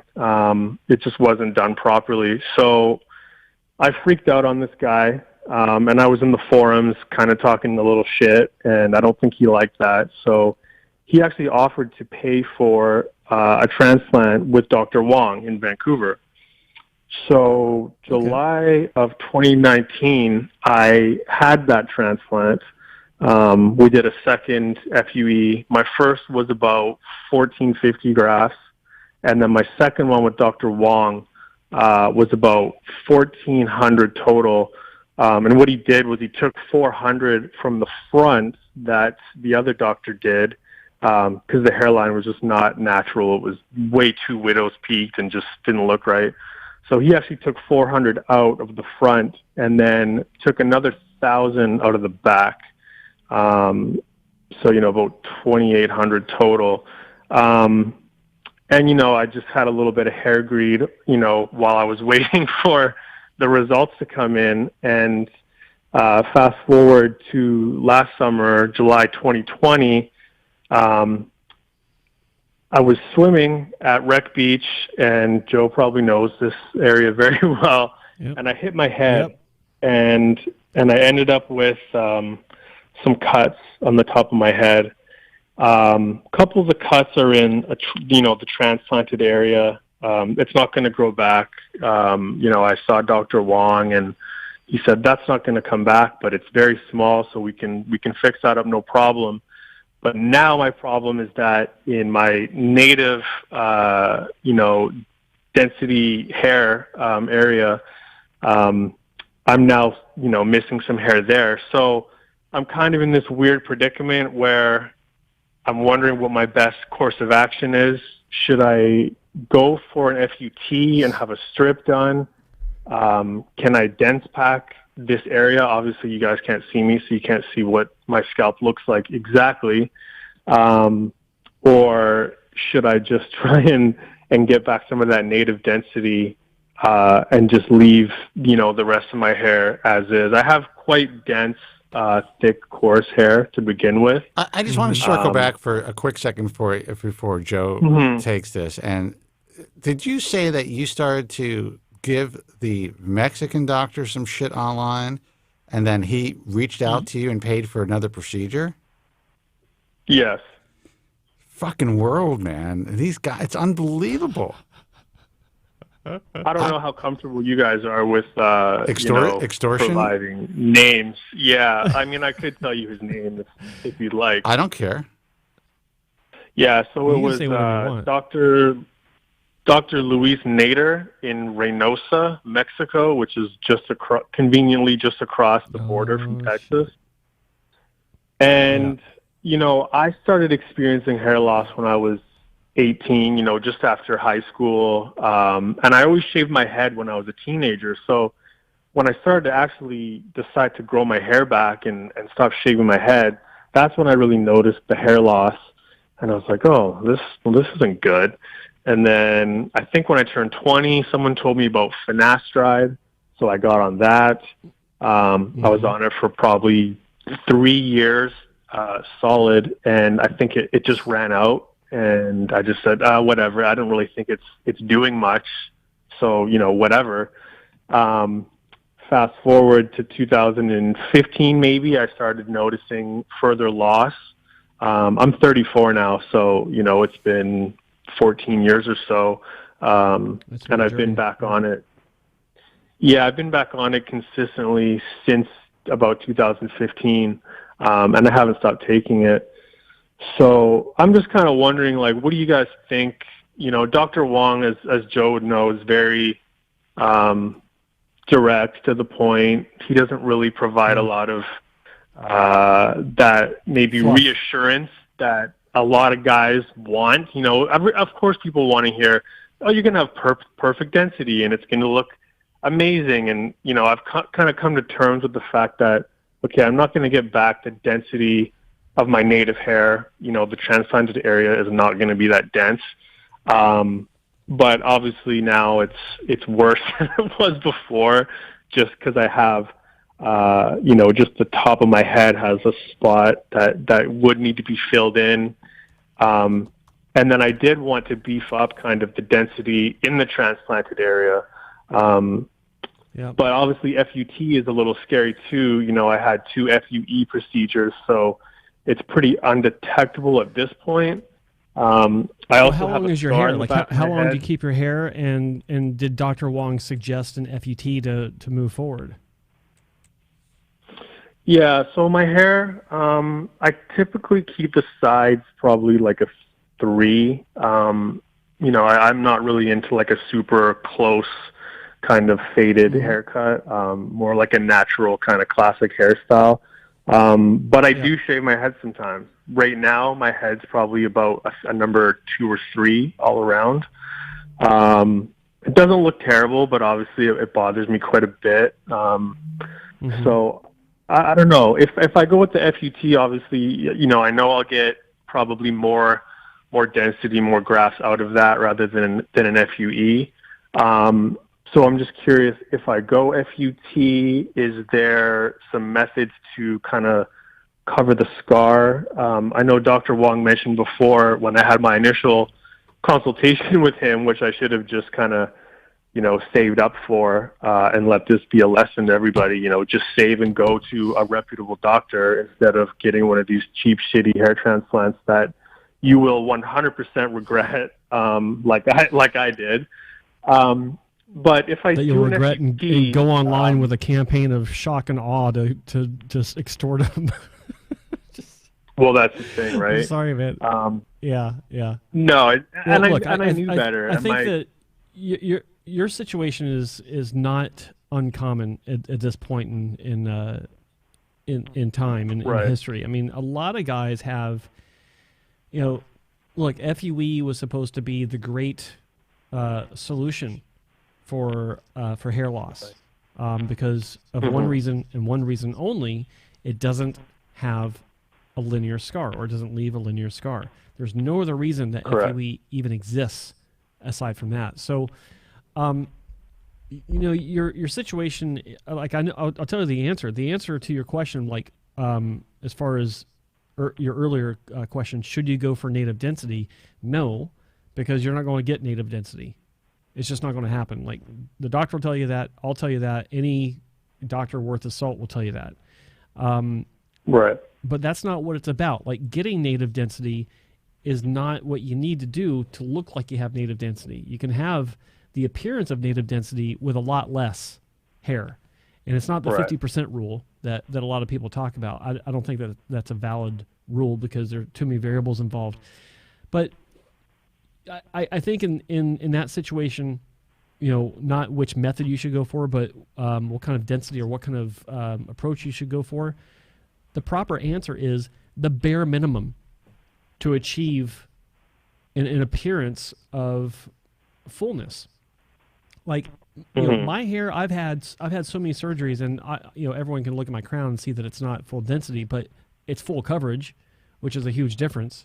where once it was really bald.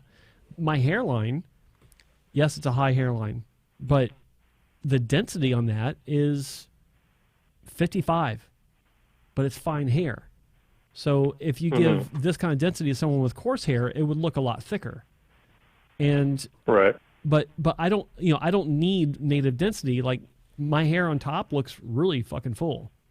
Spencer's seen it. A lot of people have seen it, and it's like, yeah, that's a really full looking hair transplant, but it's not a full hair transplant. It really is because when you when you see it really short, and you can look at some of my past videos from 2 years ago when I had my last surgery with Dr. Wong, I was walking around with a shaved head, and that's where the weakness comes in. Because I've compared this situation to people that have diffused hair loss.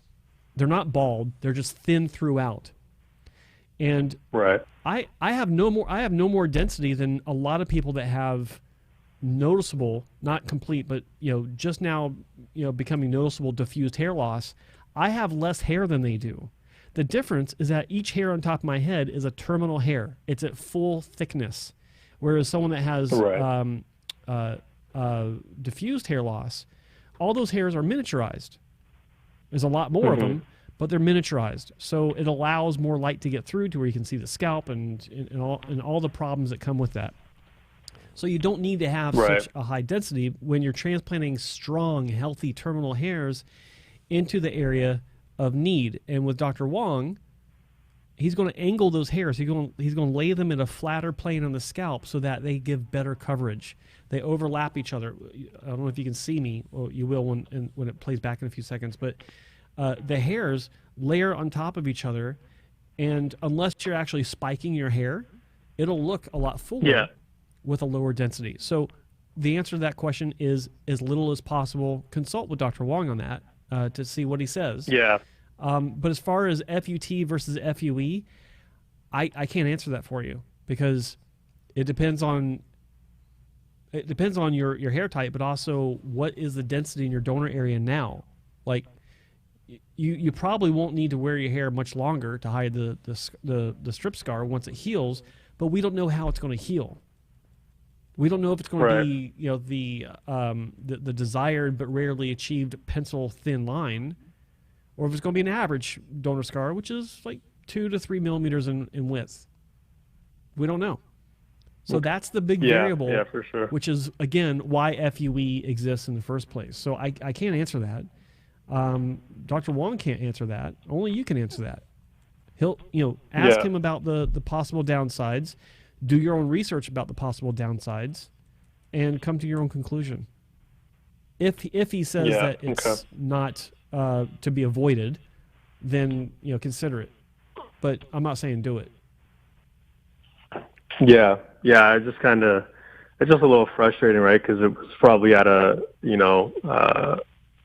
like the progress I had and the results that I had. Most people will probably be quite happy with it, but it's just a classic hair greed, you know what I mean? You're always wanting more. Like when I was in the office, there was a guy in there, and it's like, I'm like, what are you doing? Your hair looks great. He's like, oh yeah, I'm just gonna ask Dr. Wong if maybe he can do another one. And it's that kind of compulsive mindset that I think a lot of guys that get hair transplants get into, especially before they realize that you're not going to have the native density. You're going to have an illusion that might be a very good illusion, but that's still kind of what it is. It's like those guys I kind of found that out. It's like those guys who get tattooed all over their bodies. Some guys, they'll start off with one, and then all of a sudden, you see them 10 years later, and their neck is tattooed. Mm-hmm. Yeah, it's kind of one of those situations. I'm thinking about just starting off with my neck. Just get the neck and face and that kind of stuff. I'm just starting off with my neck. Well, like when I'm done, that's what I'll probably do. Jesus, I don't want to talk about my issues here. When I'm done with everything, I'm like, you know what? Let me just tattoo my neck, and this way people know I'm out. That's it. Just go to the extreme. Yeah, it's kind of like well, I guess maybe in today's culture you can walk around with a neck tattoo and still do something in the world. But usually when someone gets to that point, it's like they've made a decision that they're on the other side of society. And that's not judgment. Yeah. Yeah. You know? Like my brother's a plumber. He has his hands tattooed. He's not worried about it. He came to that conclusion a long time ago. And I know a lot of guys. I actually have a friend of common laws, and her dude is completely tattooed. He's a totally really successful, cool. He's got his shit together, but he made it in the world where that was something that's totally socially acceptable, and it worked for him. And he looks great. You know, I'm like, so this guy's got some balls to tattoo his entire neck like that. Definitely. I just had another question for you guys. As far as, you know, transplanting into scars, because obviously, you know, I hit my head pretty hard, and I just don't know about like the actual scar tissue and how well transplanting into that will take. And then if it's possible to, obviously you can't see my scalp, but you know, doing an FUE transplant into an FUT scar, you know, once it's healed. You know, Dr. Wong did mention that before I ever had any hair transplant. He said, you know, you already got a scar in the back of your head, so we can just take a strip and I'll sew up that scar, and then you can come back and then do FUE into that and just kind of blend it in. Sorry, that's my dog. I was like, I hope that's a dog and not your stomach, man. No, or your girlfriend. I've had a couple procedures since then, so I don't know how much that would change things, or you know, again, it's hard to tell because, you know, we're not on video or whatever. But just I guess as far as the scar tissue goes, I've seen dozens and dozens of cases where hair was transplanted into a scar. I'm not talking about a donor scar. I mean, I have seen that too, but where a patient came in and had extensive scarring. I remember one case where a patient flew from Italy, and Dr. Wong, or we examined him, and he had an oil burn on his scalp that covered his entire scalp, like he was wearing a hair system. And his entire scalp was very thick scar tissue, not just like oh, it's a bad scar. No, it was thick. Like you could look at it and you could see it was thick. And he'd been living like this all of his life. And if you're able to go into the clinic, ask Dr. Wong to show you these pictures. It's amazing what he did. He transplanted 3,000 grafts in one session, front to back, nice even distribution. It grew in better than most results I've seen, and more early, sooner than most transplants on average back in the day. Came back and did another surgery, another strip for another 3,000 grafts. Guy has a beautiful head of hair. Like, it's amazing. Yeah. And there's something about scar tissue that a lot of the transplants I've seen where it's over a large part of the scalp. It's almost like there's some sort of, you know, like with the wounding theory of stem cells and growth factors rushing to the area. It's almost like that's part of what's going on when you transplant into some scar tissue. This is just anecdotal based on my own observations, but even Dr. Wong was like, this is amazing how fast it came in. It is very possible. But, you know, the biggest or the most common comment you'll see from clinics is, well, you can't place at a high density. That's not necessarily true either. It is anecdotal. It is case by case. But the safe way to go through with it is to do one small pass into scar tissue and then evaluate the growth and decide how to go forward. My own case with my strip scar, you know, my last surgery, 100 of those grafts that Dr. Wong and his team extracted went into the occipital donor scar, and it helps. Like, I can't say how much it helps because it's hard. It's really difficult for me to see it up close because my wife is always at work, like through the day, and it's like I can't really zoom in on that. Like last video I did, hair transplant class number 23. I think I was talking about my own result. I try to zoom in on it it's in 4K, but it's still tough. But it does work. It can help. The only challenge with putting grafts into donor scar is the grafts are never as flat to the scalp as your native hair. So there is a little bit of a growth issue or direction issue, because it does stick out a little bit in the back. Like, I don't know if you can see from the camera now, but I think I sprayed it down. But it sticks out a little bit when there's some length on the hair, like several millimeters. So that's one thing to be aware of. No one really talks about that, and it's impossible to get the angle to be perfectly flat against the plane of the scalp like native hair. It's just not possible. If it is possible, it's rare, and it means that their hair doesn't grow very flat to begin with. So exceptions to every rule. But yeah, I think that you got options. Talk to Dr. Wong about it and make your decision based on your information. Yeah, like I obviously would like to stick with Dr. Wong. Obviously, it's hard. I just moved to the States to be with my wife. So, I saw him. I sent him some photos and kind of showed him when the initial accident happened, and he said, "Yeah, the scalp looks pretty badly damaged. I don't think it'll grow back." And then I saw him mid-December, just before I left. And he took a look at it and he said, I don't even know if I would do anything. Because I think it's going to be fine. As far as the scarring. But he said, come back in a year, see how it grows. Some hair might grow back. It's kind of too early to tell. He said usually 8 to 12 months. So I'm kind of at that 7.5 month stage. So I'm just kind of waiting. Yeah, you still got time. And then you still got time. Yeah, it'll continue to improve. So if he said that he doesn't even think that it needs it now, then you're on the right track. Like at 7.5 months, like you got more time, plenty more time, at least 5 to 8 more months of potential improvement. So, don't knock yourself out about this. Don't move on and wait. You can't do anything now anyway, because you can't come back into Canada without having to go into quarantine for a couple weeks. So, yeah, exactly. Yeah, just wait it out. Yeah, time is on your side, dude. Time is on your side. Yeah, and for me at this point, it's just kind of like, okay, I've accepted what it is and what my optimum results will be, so to speak. So it's just like, okay, now I just want to get it fixed and just kind of move on with my life and be done with the whole hair transplant world.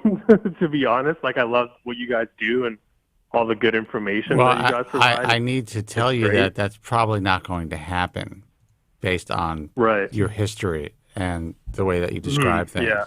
So it's kind of like, I'm always like, I've had a lot of nice cars and I don't need any more nice cars. I've kind of lived that life. And I always find myself online looking at new cars. Yeah. Like I got a great car. Too, right? I have one car that's 16 years old and it's in great condition. If I just wanted to drive that for another 10 years, I can.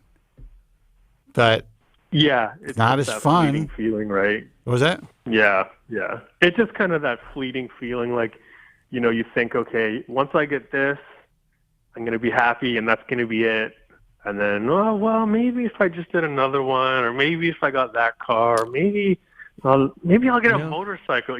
Well, yeah. It's kind of funny how those things kind of bleed into other aspects of your life, and I find a lot of guys that have,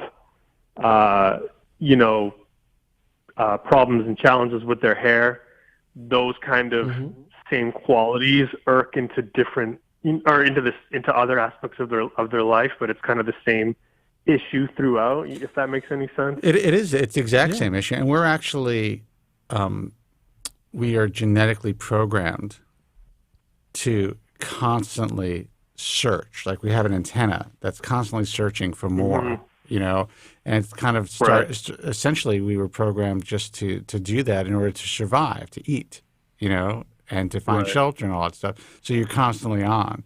Now it's kind of Right. I can't even hear myself. Now it's kind of like moved into a different territory where everyone's trying to satisfy these different needs through, like you said, hair greed. You're in a great spot. Most people would love to be in the position you're in, but you've also. Oh yeah, people thought I was crazy for even wanting the first one because I don't have, kind of thinning hair. It was just at the temples, and then I got off finasteride, so it went a little further back. But yeah. Most people said, "What? Really? They're like hair? Like I had no idea. Like your hair's so thick. Like you're crazy." Yeah. But you know how it is when you're the person dealing with it. In your mind, it's like the biggest deal in the world, right? So, well, look, I live in a town where excess is the norm. I have a really well sound treated studio here. I also have these crazy velvet, like heavy duty sound curtains for the glass windows out front. I have to, like when Joe and I sometimes are getting set up, I have to be like, dude, we got to stop because there's a Lamborghini outside. And, and these people, and I'm guilty of it myself, but I've kind of evolved, I think, over the years. I mean, it's just one thing after another. Like in this town, the bigger the purse, the more important the woman. The crazier the car, the more important the guy. And, it's just, in the end, they're all fucking miserable. There was a guy, very famous, a billionaire, who jumped to his death last June. This guy had $1 billion in the bank. Not 5 million or 500 million or 600 million. The guy was a billionaire, my age. Right. So, yeah, happiness doesn't come from that shit, and no matter how hard we try. But having your hair is great. I mean, being able to maintain it, having it if you can, restoring it if you can. But it's all about having realistic expectations and eventually being satisfied. I see these young women who may have gotten a little Botox just to try to, as a prophylactic measure to prevent wrinkling. And then all of a sudden they start with a little filler. Next thing you know, by the time they're 35, they're the fucking Catwoman. Yeah, totally. Yeah. Yeah, and it's kind of the way, my generation is brought up, right? Like I grew up on the internet, social media, that kind of thing. And it's just, it's almost weird because I almost feel like hitting my head was in a blessing in disguise in a weird way. Like the world telling me like, yo, dude, it doesn't fucking matter as much as you think it does. Like, vanity is fleeting in general. Dude, when you're 2 in the morning standing in front of the toilet trying to take a piss without pain, you'll know that this shit doesn't matter. Yeah. Did you, for sure. when you're at Wreck Beach and hit your head, were you diving into the water? Were you, did you caught by a wave Yeah, I was just diving in. I was beginning of August, long weekend. I was with some friends and, we had dove in a couple times and I said, I'm just going to go one more time. And the tide had come, went out quite a bit since the last time I had jumped in. And I just dove in a little too early, and I didn't hold my arms out in front of me. I kind of, did like a breaststroke as I entered, and just boom, hit head first instantly. And I knew right away, because it stunned me, and I put my hand on my head. I see blood. I'm like, great. But you know what? And of course, you also could have been paralyzed. I know a guy who did something similar, who's been in a wheelchair for life. Yeah, and people said that to me too, like, oh, you're lucky, it could have been way worse, you could have broke your neck, and, I've had to deal with going to chiro and physio, trying to fix my neck and my back, and dealing with the hair and my ego, and just, it's kind of everything, right? So how old are you now? I didn't want to bug Dr. Wong too much, because I saw him a couple times, and I got him on WhatsApp, and I'm texting, and I'm like, all right, this guy's going to get annoyed at me, so... the last time I went, I said, I'm moving to San Diego, so you're not going to see me for a while. And he just kind of laughed. That's what happens when you try to go play at the nude beach. That's true. Yeah, that's what I get for being a little perv. Right? You were distracted. I'm 34. You were distracted. So, let's be honest. You were distracted. It wasn't because of the tide. You just didn't look where you're jumping. Yeah, I get it. Try to make the story sound better than it does. The funny thing about nude beaches is, in general, it's usually the women and guys with the most fucked up bodies that want to prance around the nude. I go there. It's a weird place. It's kind of half and half. Like, you might be blinded a couple of times, but then it's, okay, like, it's a good mix. And it's honestly, like okay, that would make sense. It's one of the only places, and it's one of the only places in Vancouver that you really want to swim in the water. Like, most of the water in Vancouver is gross. Yeah. Now I'm in San Diego, so all the beaches are nice, so I'm not going to have that problem.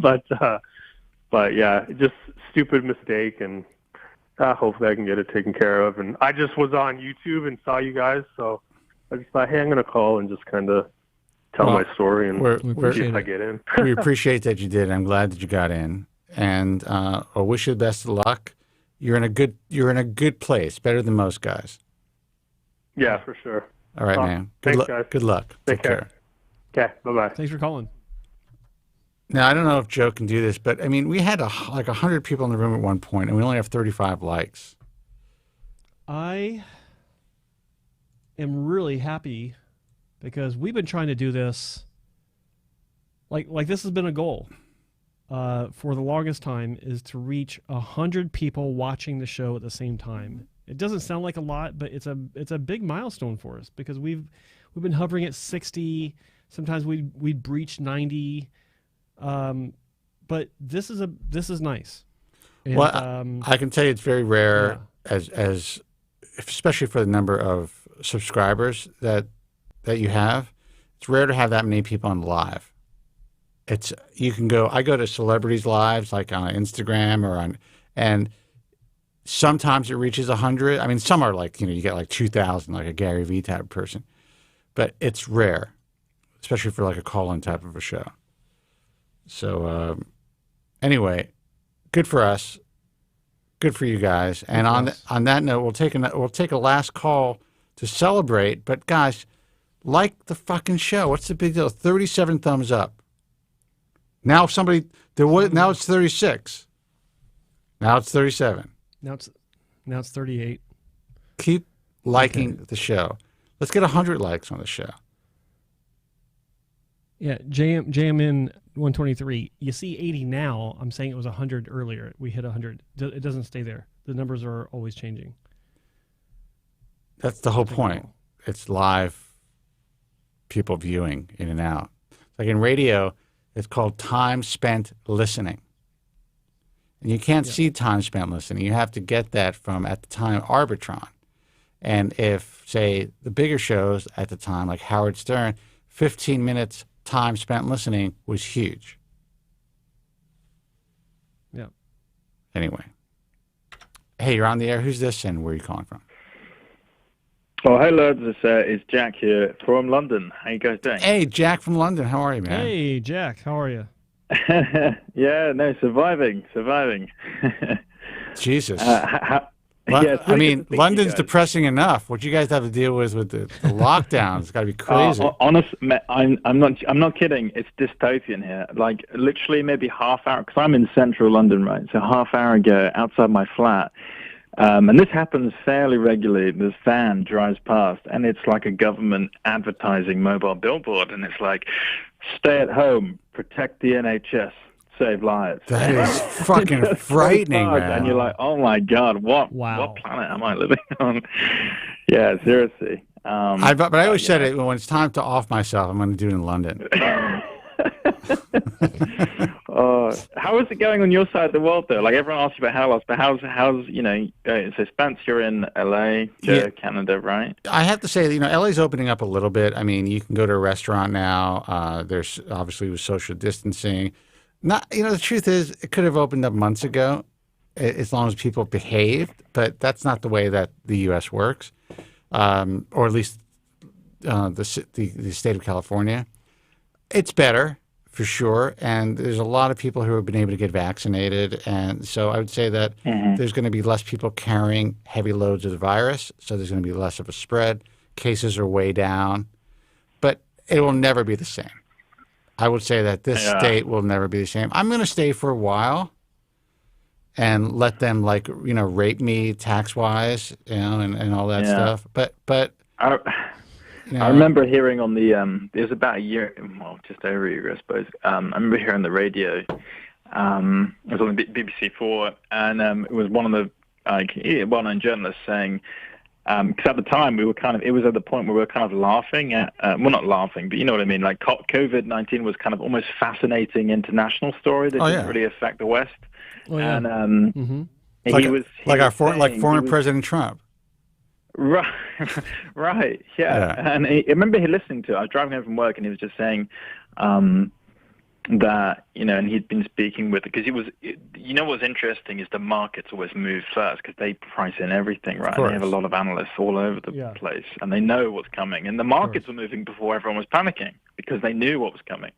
And he was saying, yeah, this is going to be like, you know, how they refer to like the post 9/11 world, and it's like the post COVID world. And I guess you just have to accept that. You know, we're going to be living in a post whatever that is. Yeah, I'm just wondering when they're going to finally open up the strip clubs. I think that's going to be a while. You know. Yeah, exactly. But yeah, that's the important things. No, it's listen. You know, here's the thing. You know, we talk about our issues and the difficulties and, you know, lockdown. And obviously, you know, Joe and I are luckier than a lot of people because, you know, we are able to work from our places and earn a living. And a lot of people just are not lucky enough. And they've you know, it's been an incredible calamity throughout the world. With that said, you know, for us, it's still a high-class problem. And there's a lot of people who've lost their lives, so it's really real. But we kind of talk about the minutiae and the bullshit and what's happening in the restaurants and how we're depressed because we can't go out. It's kind of meaningless, really. Yeah, I mean, you know what? You know, we're still in the midst of it, so it's you know, to myself, I kind of think, well, you know, it's going to be something for the history books, right? You might as well not comment on it until it's over, because, you know, it changes on an almost daily basis. But, well, I was one of those guys who were like, yeah, they're saying not to wear masks. Maybe that makes sense. You know, why is everyone panicking? I was fucking wrong. I'll tell you that. A lot of people. Well, yeah. I mean, we didn't even know. Like, no one really understood at the beginning. People just try to make the best of the information they had. Like, no one really understood. Like, this is a weird thing, right? Some people get completely owned by this, and other people get. It's like they barely touches them. It's just strange. Well, all I know is that everyone was talking. You know, the whole politicalization. Jesus, I'm having trouble. Politicalization of like drugs like hydroxychloroquine and the Z-Pak. It's insane because I'm in message forums with doctors, like hundreds of doctors. Everyone stocked up in that shit, and they treated their own family members with that stuff who got COVID early. Yeah. And well, it became super political over on your side of the world, right? About using that drug. But it saved, at least according to these physicians, it saved their family members' lives, where they went from going downhill quickly to full recovery within 3 or 4 days. And the fact that because it was so politicized, these drugs weren't at least offered, administered initially to early patients. The whole thing is it was just sickening. Well, to be honest, I look on the bright side. I think that, there's so many terrible risks of this lockdown, but I'm quite interested about what will be the long-term aftermath of the entire world focusing on life science and medicine for a few years, because actually, who knows, maybe there's going to be some crazy... there was loads of innovations from World War II that would never probably have happened. I think there's going to be tremendous benefit. We saw what happened with, how a vaccine was created in less than a year. That's never been done in the history of mankind. No, we never had a vaccine based on RNA, like dealing with the RNA level. We've never had a vaccine that approaches a disease from that angle before. So that in and of itself is huge. Like the way they came up with it. Yeah, it's a completely new way of doing things. when it kicked off, I remember my dad, and the most disturbing, because I'm 30, right? And the most disturbing thing I found was the older guys, like my parents, were like, we've never seen anything like this. And there was no reference point. But No. I remember my dad saying, there's very few international problems that genuinely, like, kick the U.S. in the guts, and this is one of the times it's happening. And when the U.S. does mobilize, when they do, things like shit gets done, right? So it actually was kind of played out like that. Normally, but sadly, right now we are dealing with the leader of the free world who is unable to answer a question at a press conference. That's scary. I watched this thing yesterday, and I was for the first time, honestly, I was just like, things are fucking bad. This is for real. Like, how are we going to get out of this one? Yeah, as an outsider, it's almost bizarre. Like, we have similar parallels play out in our own politics, but I do remember thinking that there was a mysterious lack of scrutiny on his maybe faculties, where obviously because people quite emotive about Trump. Yeah. Fair enough, rightly or wrongly, but it was a bit weird. Like, in that election, you didn't really see Biden, right? He did kind of not appear very often. Look, I completely, and I don't want to even get into politics. I completely understand the whole the war on Trump situation. I completely get it. Yeah. I really do. But Jesus Christ, couldn't they just pick somebody else?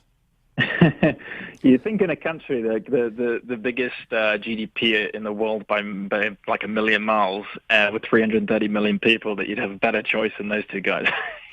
I really think that I could have been better prepared for that press conference, just off the fucking top of my head, than he was yesterday. Right. But you know what? It is what it is. It's politics. It's always going to be... I mean, you know what? I called in, actually. I had two questions. Firstly, one was, I reckon this is probably better filtered by Joe, because I know he's quite into the topic. All right, I'm going to put Joe on. I'll take a piss. Yeah, you can sneak in a sandwich as well, that's best, because I know you're hungry. Yeah, so basically, I've been using Nizoral, whatever you say, shampoo for many years now, and I've noticed I've developed like a dependency on it, basically, where if I do not use it, I get like real obvious, like almost like rash, like like I don't know what the actual technical medical name is. It's called like sebu. Oh, I can't remember. It's like a type of dermatitis. That's it. Yeah. So I suffer from that, and I think it's very much completely correlated with my own hair loss. So when I have a really bad bout of sebu, I can't even say the bloody thing. Just say dermatitis. Yeah. Yeah. That's when you tend to go through a shed. So I paid attention to it a couple of years ago. I was like, yeah, I'm going to try and address this. So I bought Nizoral shampoo. Worked really well, and still does work well. But the problem is, I'm almost having to use more and more and more of it, like more regularly. And I know you're not really meant to use it more than twice a week, I think, from my understanding at least. So my question to you was, have you heard of any anecdotal examples of this happening where you kind of develop this tolerance to it? Or is there any way I can kind of wean myself off it? Because at the moment, I have to use it almost every day. Otherwise, I get a big rash on my head. Okay, so you didn't have any problems with dandruff or dermatitis coming into this? Like before you started using Nizoral? No, I did. In fact, it was always correlated with my hair loss. Since I was 18, one of the first things I noticed was the sebu. Oh, I can't say that. How do you say it, Derek? Seborrheic? Seborrheic dermatitis, right? So that was one of the first things. So I'm convinced that it almost follows the pattern of the Norwood, right? So I get it much less in the kind of horseshoe pattern, way more in the vulnerable pattern. Personally, I think it must be related, but who knows? Science hasn't necessarily proved it yet. Okay, so anyways, I used to get that a little bit. I get it now. So I've talked about this before. Like when people say, well, Nizoral or I forgot what the other shampoo is with ketoconazole that used to get talked about. But when these shampoos are used, a lot of people were saying, oh yeah, it's great for hair loss. Like I brought my hair back with it. And while ketoconazole, like 1% or 2%, can, like in some studies, I think the studies I remember looking at were based in Japan, most of them, but there is a hair loss fighting quality to ketoconazole. My opinion is that it fights hair loss mainly by reducing inflammation in the scalp, right? And tempering the dermatitis. When I use it every few days, not only does like my scalp, yes, it reduces the inflammation, but the hair quality seems to improve. Like it's almost like when there's no inflammation, my hair comes a bit back to life, right? It's like the extra 10%. Of course, yeah. So I can't say I've heard of people becoming hooked, more or less, on ketoconazole. I've never heard that. I guess that it would make sense, like. If you're when you look at dermatitis, like I'm going out on a limb here. I don't remember specifically, but seborrheic dermatitis it comes down to, in some cases, I think a fungus, like other types of dandruff. So it would make sense that maybe you're just keeping it at bay, and you got a really bad case that you need to go see a dermatologist about to step up your game. I actually had a case on myself maybe 12 years ago or so. And if you go back and look in archives of postings I used to make, or maybe even on my website, I still have it, I used to talk about tar-based shampoos. And I'd used Nizoral for a while. It didn't do a damn thing for me. Like, it did jack shit. And I was having a really bad issue with massive flakes coming off my scalp, and it was taking hairs with them. And I actually thought at one point my career is done. Like, if all my hair comes out because I got this really bad case of dermatitis, then I'm done. But I tried some different things, and I finally found a tar-based shampoo. Yes, I heard you talk about this before. They actually do sell it. They sell it near me. Yeah. But I've never used it because I didn't. Can you remind me what it's called? Yeah. Well, the one I forgot what the original one was that I was using. It was actually from Canada, and I used it for quite a while. And the manufacturer could no longer source the main ingredient that they were using, so they weren't able to sell it anymore. I lost my damn mind. I was talking to my pharmacist at the time, like, you got to find something. So about a year later, and my hair recovered enough without it where I wasn't in dire need of it. But about a year later, he called me up. He said, there's a new shampoo I was able to find. It's called Tardan, Tardan. Tardan, okay.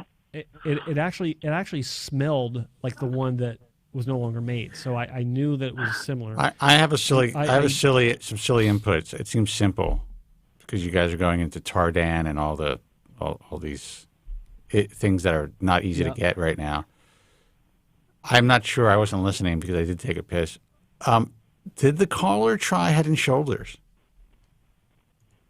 You know what? I've used Head and Shoulders. I don't want to say historically. It sounds bizarre saying that, but like 15 years ago, I suppose, when I was sort of 15, 16, 17, when this kind of started, I did use Head and Shoulders, and the same thing played out, almost like a parallel. I kind of almost became addicted to Head and Shoulders. If I didn't use Head and Shoulders, my hair, scalp used to get inflamed, and I kind of weaned myself off of that. And then, well, because I'm not a physician, but I would say is if you're currently using a ketoconazole shampoo, one way to make sure your body continues to react well is to kind of switch from to the zinc based, like Head and Shoulders, then back to the ketoconazole. Okay. And you might to switch it up a bit. And again, I'm not a physician, but it just I've heard this done and prescribed, so to speak, and a lot of people react very well with it. Right, yeah, and to your point, Joe, I don't know if it's Tardan, but I do know, and I have seen it, I can't remember the brand name, but there is a side-by-side in most UK pharmacies, there is, next to Nizoral, there is a tar-based shampoo, and I've never thought of to use it, and I was just thinking maybe to use it, but Yeah, I mean, I know you, like, I do joke about it before when I've called in about, you guys obviously aren't doctors, because I have suffered with also the same seborrheic What do you mean, on obviously? my face.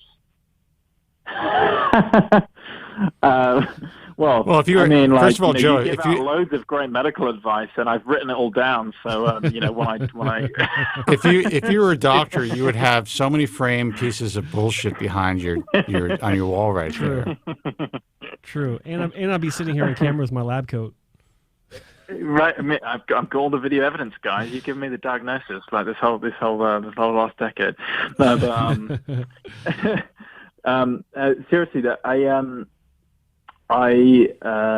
lost my train of thought. So I was using the shampoo. I think I've used Nizoral for maybe 10 years or so, but I have also gone to the doctor separately because I get it on the bridge of my nose, the same skin thing, seborrheic dermatitis, and it worked well. But I have a feeling that I have kind of two feelings about it. One is that maybe I'm susceptible to whatever this is about, but the other one is that it seems to be quite relevant to male pattern baldness. Is there anything I can do outside of putting on a cream or a shampoo to reduce the inflammation on my scalp? Because it seems like every time I get an outbreak, it's very much related to a shed, right? When my scalp is healthy, here's the thing that your your doctor's not going to tell you. So the type of dermatitis you have can be related to a lot of diseases, right? Or things that happen in your body. Psoriasis, rosacea, contact dermatitis, and all of these things can be controlled to some degree by your diet, believe it or not. So I was just going to say. Do you notice that it happens more often when you're drinking on a regular basis? And do you drink on a regular basis? Yeah. It's very rare I do not drink on a regular basis. Okay. I can almost guarantee you that if you, and again, I don't have any crystal ball, but if you cut out drinking for 2 months, there's a very good chance that you're going to notice a significant change in your condition. If you stopped eating the typical British diet, it's very possible. Get rid of the sweet cakes and all that shit that you people eat. Jesus, I don't know how you live on that stuff. Hey, guys! I'm ordering McDonald's, and that's technically a U.S. company. So. Well, yeah, and that is really bad. But yeah, I mean, I love McDonald's though, dude. And now that you said it, I may go to the drive-thru tonight. Damn it! But honestly, you're a young guy, and a lot of younger people, they're not really thinking about how their diet is affecting other issues. And when you go to the doctor, and I got to tell you, this is no offense to the Brits, but while I'd say that there's a lot of interesting medicine happening and research being done, in your part of the world, it seems like diet is one of the last things you guys focus on as far as your, the correlation between diet and health. You know what? I have to politely disagree because I think you make a really good point. You? If it was true. Yeah. But you know what's interesting is, and I know you guys listen to Joe Rogan. Now, it's from that school of thought of with this whole COVID thing about how nobody has talked about your lifestyle. Everyone's just talking about death rates and stuff. And no one's talking about, I feel a bit healthy. But one thing I will commend the government on, and I'm quite a critical person of them in general, is there is a ton of adverts every, I see them at least weekly about the effect of your diet on the outcome of your health, especially in relation to COVID. So you're probably right. I don't know what it's like in the US. I've been to the US a fair few times, but I don't know what it's like in terms of the public health message about diet. But I do think the UK is doing some progress. Maybe they haven't. Yeah. Historically. Well, at least when it comes to COVID, the UK is destroying the U.S. as far as messaging is concerned, because no one's talking about the use of vitamin D or getting more sunshine. No one's talking about the fact that there's greater mortality rates when people who are obese or pre-diabetic. Right. Yeah. It's almost like a taboo subject, right? Yeah, it's a taboo subject to say that the leader of the free world may have some diminished mental capacity. Even in the chat room, someone said, this is like Fox News Light. Who the... it's like, Jesus Christ. You know what? There's always going to be people like that. I mean...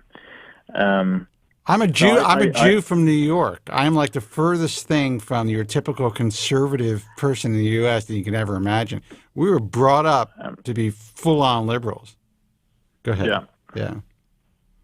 No, I like. You know what, Spencer? I listened to the show for many years, and I think you've been always very reserved in your. You've never given a big spiel about your political views, but I do agree with the sentiment of general free market capitalism. Of course. Need to be.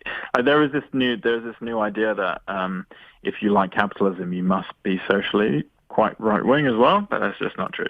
How is that even? And I know that that's the way it's been for many years here in the U.S. But and when I was over at the U.K., when I was actually speaking to a chick at a bar in Manchester, and she point blank me and said, "Are you a capitalist?" I'm like, "Of course I am." And oh my God, it was just like I had just killed her children. Well, that's why I shouldn't go to Manchester, my friend. Yeah, and then I explained what capitalism is, and it was like there's some sort of completely different definition in your part of the world. Yeah, and you know what? We do, like, if I could like try and break it up into segments, right? Do you have? Because I'm in my job, right? I'm in a sales role, and I work at an American company as it happens, and I'm on the European team, so I get to see the whole of Europe, and we interact with the American teams as well. And it's really funny. The European teams outside of the UK are very, how would you say? If you could put it on a spectrum in terms of capitalists on the one side and communist on the complete other side, I think the more European you kind of get that attitude, like just like part of the history, part of the culture. I think the UK kind of sits in the middle, and the US is right out there. I think that's probably one of the best things the UK did was, our influence on your culture was like our own people left the UK because they did not want to be ruled by, kind of tyrannical ruler, and wanted to have the kind of the idea of opportunity, right? Well said, my man. Well said.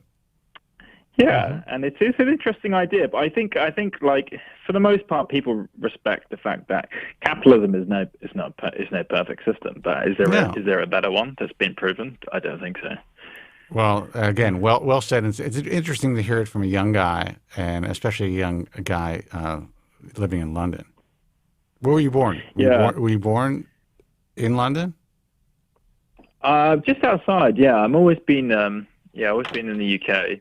Yeah. Actually, I just forgot one of the key reasons I called in. Well, I can tell you something. Was really interesting to me. One of my best friends. He's in London. He's European himself, but besides the point, he's like the kind of personality that wouldn't hurt a fly. He's a very ethical guy. He's the kind of guy, if he thought there was something wrong in the room, he'd walk out the room, Yeah. He wouldn't be bought off. Anyway, so I called him up the other day, and he said to me, so I'm leaving London. I'm going to Greece. I said, Lorenzo, how can we get to Greece? And he said, one of my good friends is out there. He's killing it. He's got this new business. And I said, okay, what's the new business? And he said, it's a hair transplant clinic, believe it or not. And I know this guy, my friend Lorenzo, he's got no idea about hair. Like, he doesn't. He has a great head of hair, and he's never. And I'm thinking, really? Like, okay, so what are you going to do then? He said, well, he's gone out there. He's basically partnered with a clinic, and all he's doing is, this clinic is amazing. And my friend was telling me about how they have the limo, or not necessarily the limo, but the car that picks you up, the hotel, how it's all this, non-invasive stuff. And I'm just thinking, like, and I know my friend, I know he's like a guy who would never wish harm on anybody. But I'm like, he's literally, like, he does not believe that this is even a risky, dodgy, potential unethical thing that he's getting himself into. And did you express that to him? Yeah, I told him. I was like, you know what, Lorenzo? Like, I said, you need to really look it up because whilst your mate is probably has good intentions and just probably wants to make a bit of money, this kind of stuff really can mess people up. So you best make sure you understand what you're getting yourself into. It absolutely does. Like, it's not about it can mess people up. It does mess people up every single day. There are thousands of people that walk out of a clinic saying, "What the fuck did I just do?" Right. Like my friend turned around to me and said, "No, Jack, you don't understand. All they do, it's not a transplant. They take your hair from the back of your own head and they put it in the front. It's not even a transplant. It's totally fine." And I'm like, mate, yeah, I know that. That is a transplant, my man, mate. Yeah, but it really it opened my eyes a bit because I was like thinking, wow, there's probably actually guys out there in the industry that believe in their own hype. They probably don't even think that. Dude, and that's so true, and that's why they get so upset actually when they've been upset with me for years, or they're upset with Joe for exposing the reality of what they're doing, because some of them don't even know. And they're in shock. They're like, why are we being attacked? Why are they being attacked? This is normal stuff. Like, there's nothing wrong with this. Yeah, it's crazy. And like, believe me, I'm like, I have my own situation. I'm probably like a 0 or 2 with quite a diffused pattern of a 7 setting in. But if I wanted to, I have the means to do it. I could go and like tomorrow and get like a really great job, but I know that, like Wayne Rooney is like a good example in the UK. Like, look at him now. Like, he wears hats quite often. I bet you your Greek friend will hook you up. Yeah, exactly. Because it's not a transplant. No, it's like the way my friend described it as well. He paid way more attention to telling me about how great the hotel was.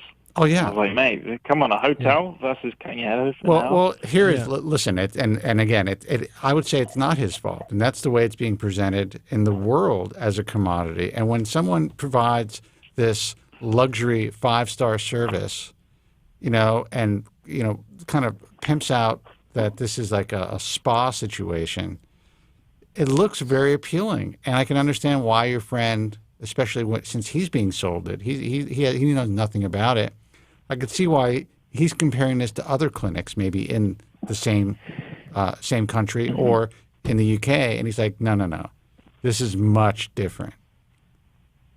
Guy's got no fucking clue. That's just the sad truth. And what struck me is I know him so well. I know that he wouldn't harm a hair on someone's head. So it was really shocking to me because my whole perception of the industry is that it's been quite kind of cavalier, unscrupulous physicians who want to make a quick buck. You should have him call the show sometime next week. Yeah. Give him a call and say you need to talk to these guys.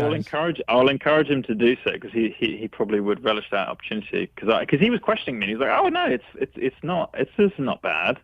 And I was like, mate, I know what I'm talking about. Like, this guy, he might be your friend, but he could really change people's lives for the worse.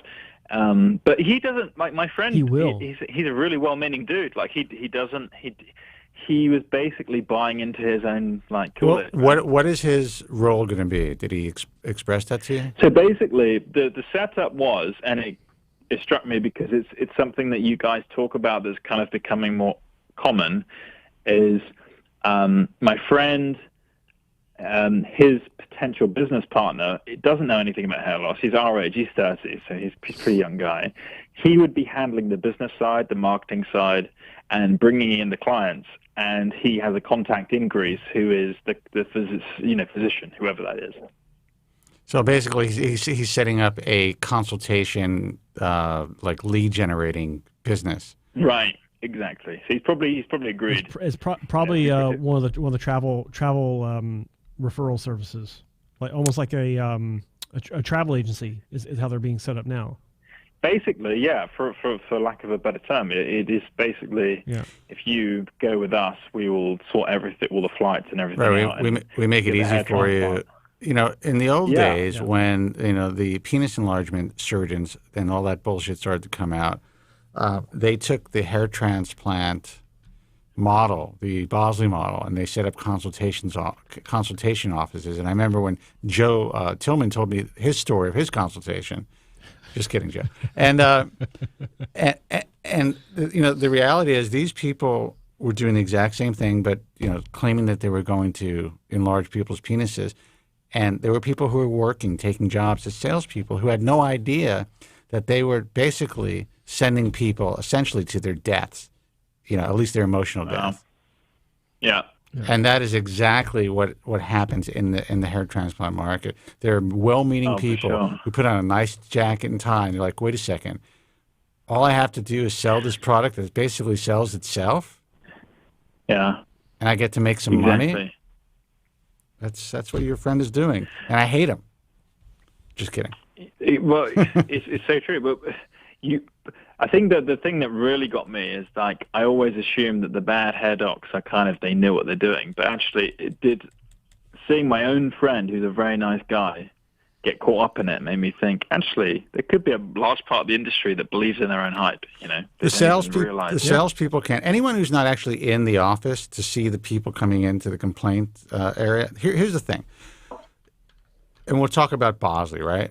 You go to Bosley, Beverly Hills, for years, I'm not sure if it's the same, but the incoming patients, people having the consultation, were in a separate waiting room than those who had already had surgery and were coming in for a follow-up or coming in, to talk to the physician. They never wanted to keep them together. And you know the reason for that. The reason for that is there's a large percentage of people who are in the other waiting room, the after waiting room, who are unhappy with their procedure. Yeah. This is the whole fucking field has been essentially built on smoke and mirrors. So the consultants who were in that front room may not have been hearing back or handling the unhappy patients. They were just there to sell. Yep. And that's it. There's a whole different group of people to deal with customer service and complaints and the fact that there were people whose lives were allegedly destroyed at this place. Yeah. So you're right. There are people out there. I think one way to explain it to your friend is this. It is a transplant. You're transplanting from one area of the head to the other, but you need to let them know that this surgery, this procedure, which is what he'll be calling it because it's not a surgery, but it is a surgery, is the most nuanced and difficult surgery to do correctly, much less to do it correctly every time. And there was such a small, a high level of detail that has to go into the procedure that to look at this as something where the hotel accommodations are more important than the actual surgery itself, he's going to be harming a lot of people. Mm-hmm. And then after you tell him that, tell him, look, there's a show I called into, I listen to every week because these guys know what they're talking about, and I've been listening for the past 10 years because they are the best in the business. Tell them to call, and we will explain the situation respectfully, but we will explain how he will be sending lambs to the slaughter. Yeah, but he already rented an apartment in Greece. Right, no. No, luckily he hasn't done that yet. I did think I got through to him actually, because when I said it to him, it was almost like a bombshell. He was like, "What do you mean it's complicated procedure?" And I was like, "Oh mate, come on." Like, I had to talk him through like how it works and everything. And I didn't even know. Yeah. I'm a layman myself, right? I just know from the odd resources I have, which is part of this is the show itself. But he had no clue, and he was almost investing in a business. And his friend, has already set himself up that way. And it just goes to show that the guys who are in control and, kind of holding the knife, so to speak, are not necessarily even aware of the damage they're doing. Well, I would say that in general, at the beginning, the guy... if he was there for a while, he would start to see some bad results. And the physicians, even if they're brand new, they start to see the problems coming in 6 months to a year. And they're like, now some of them will adjust.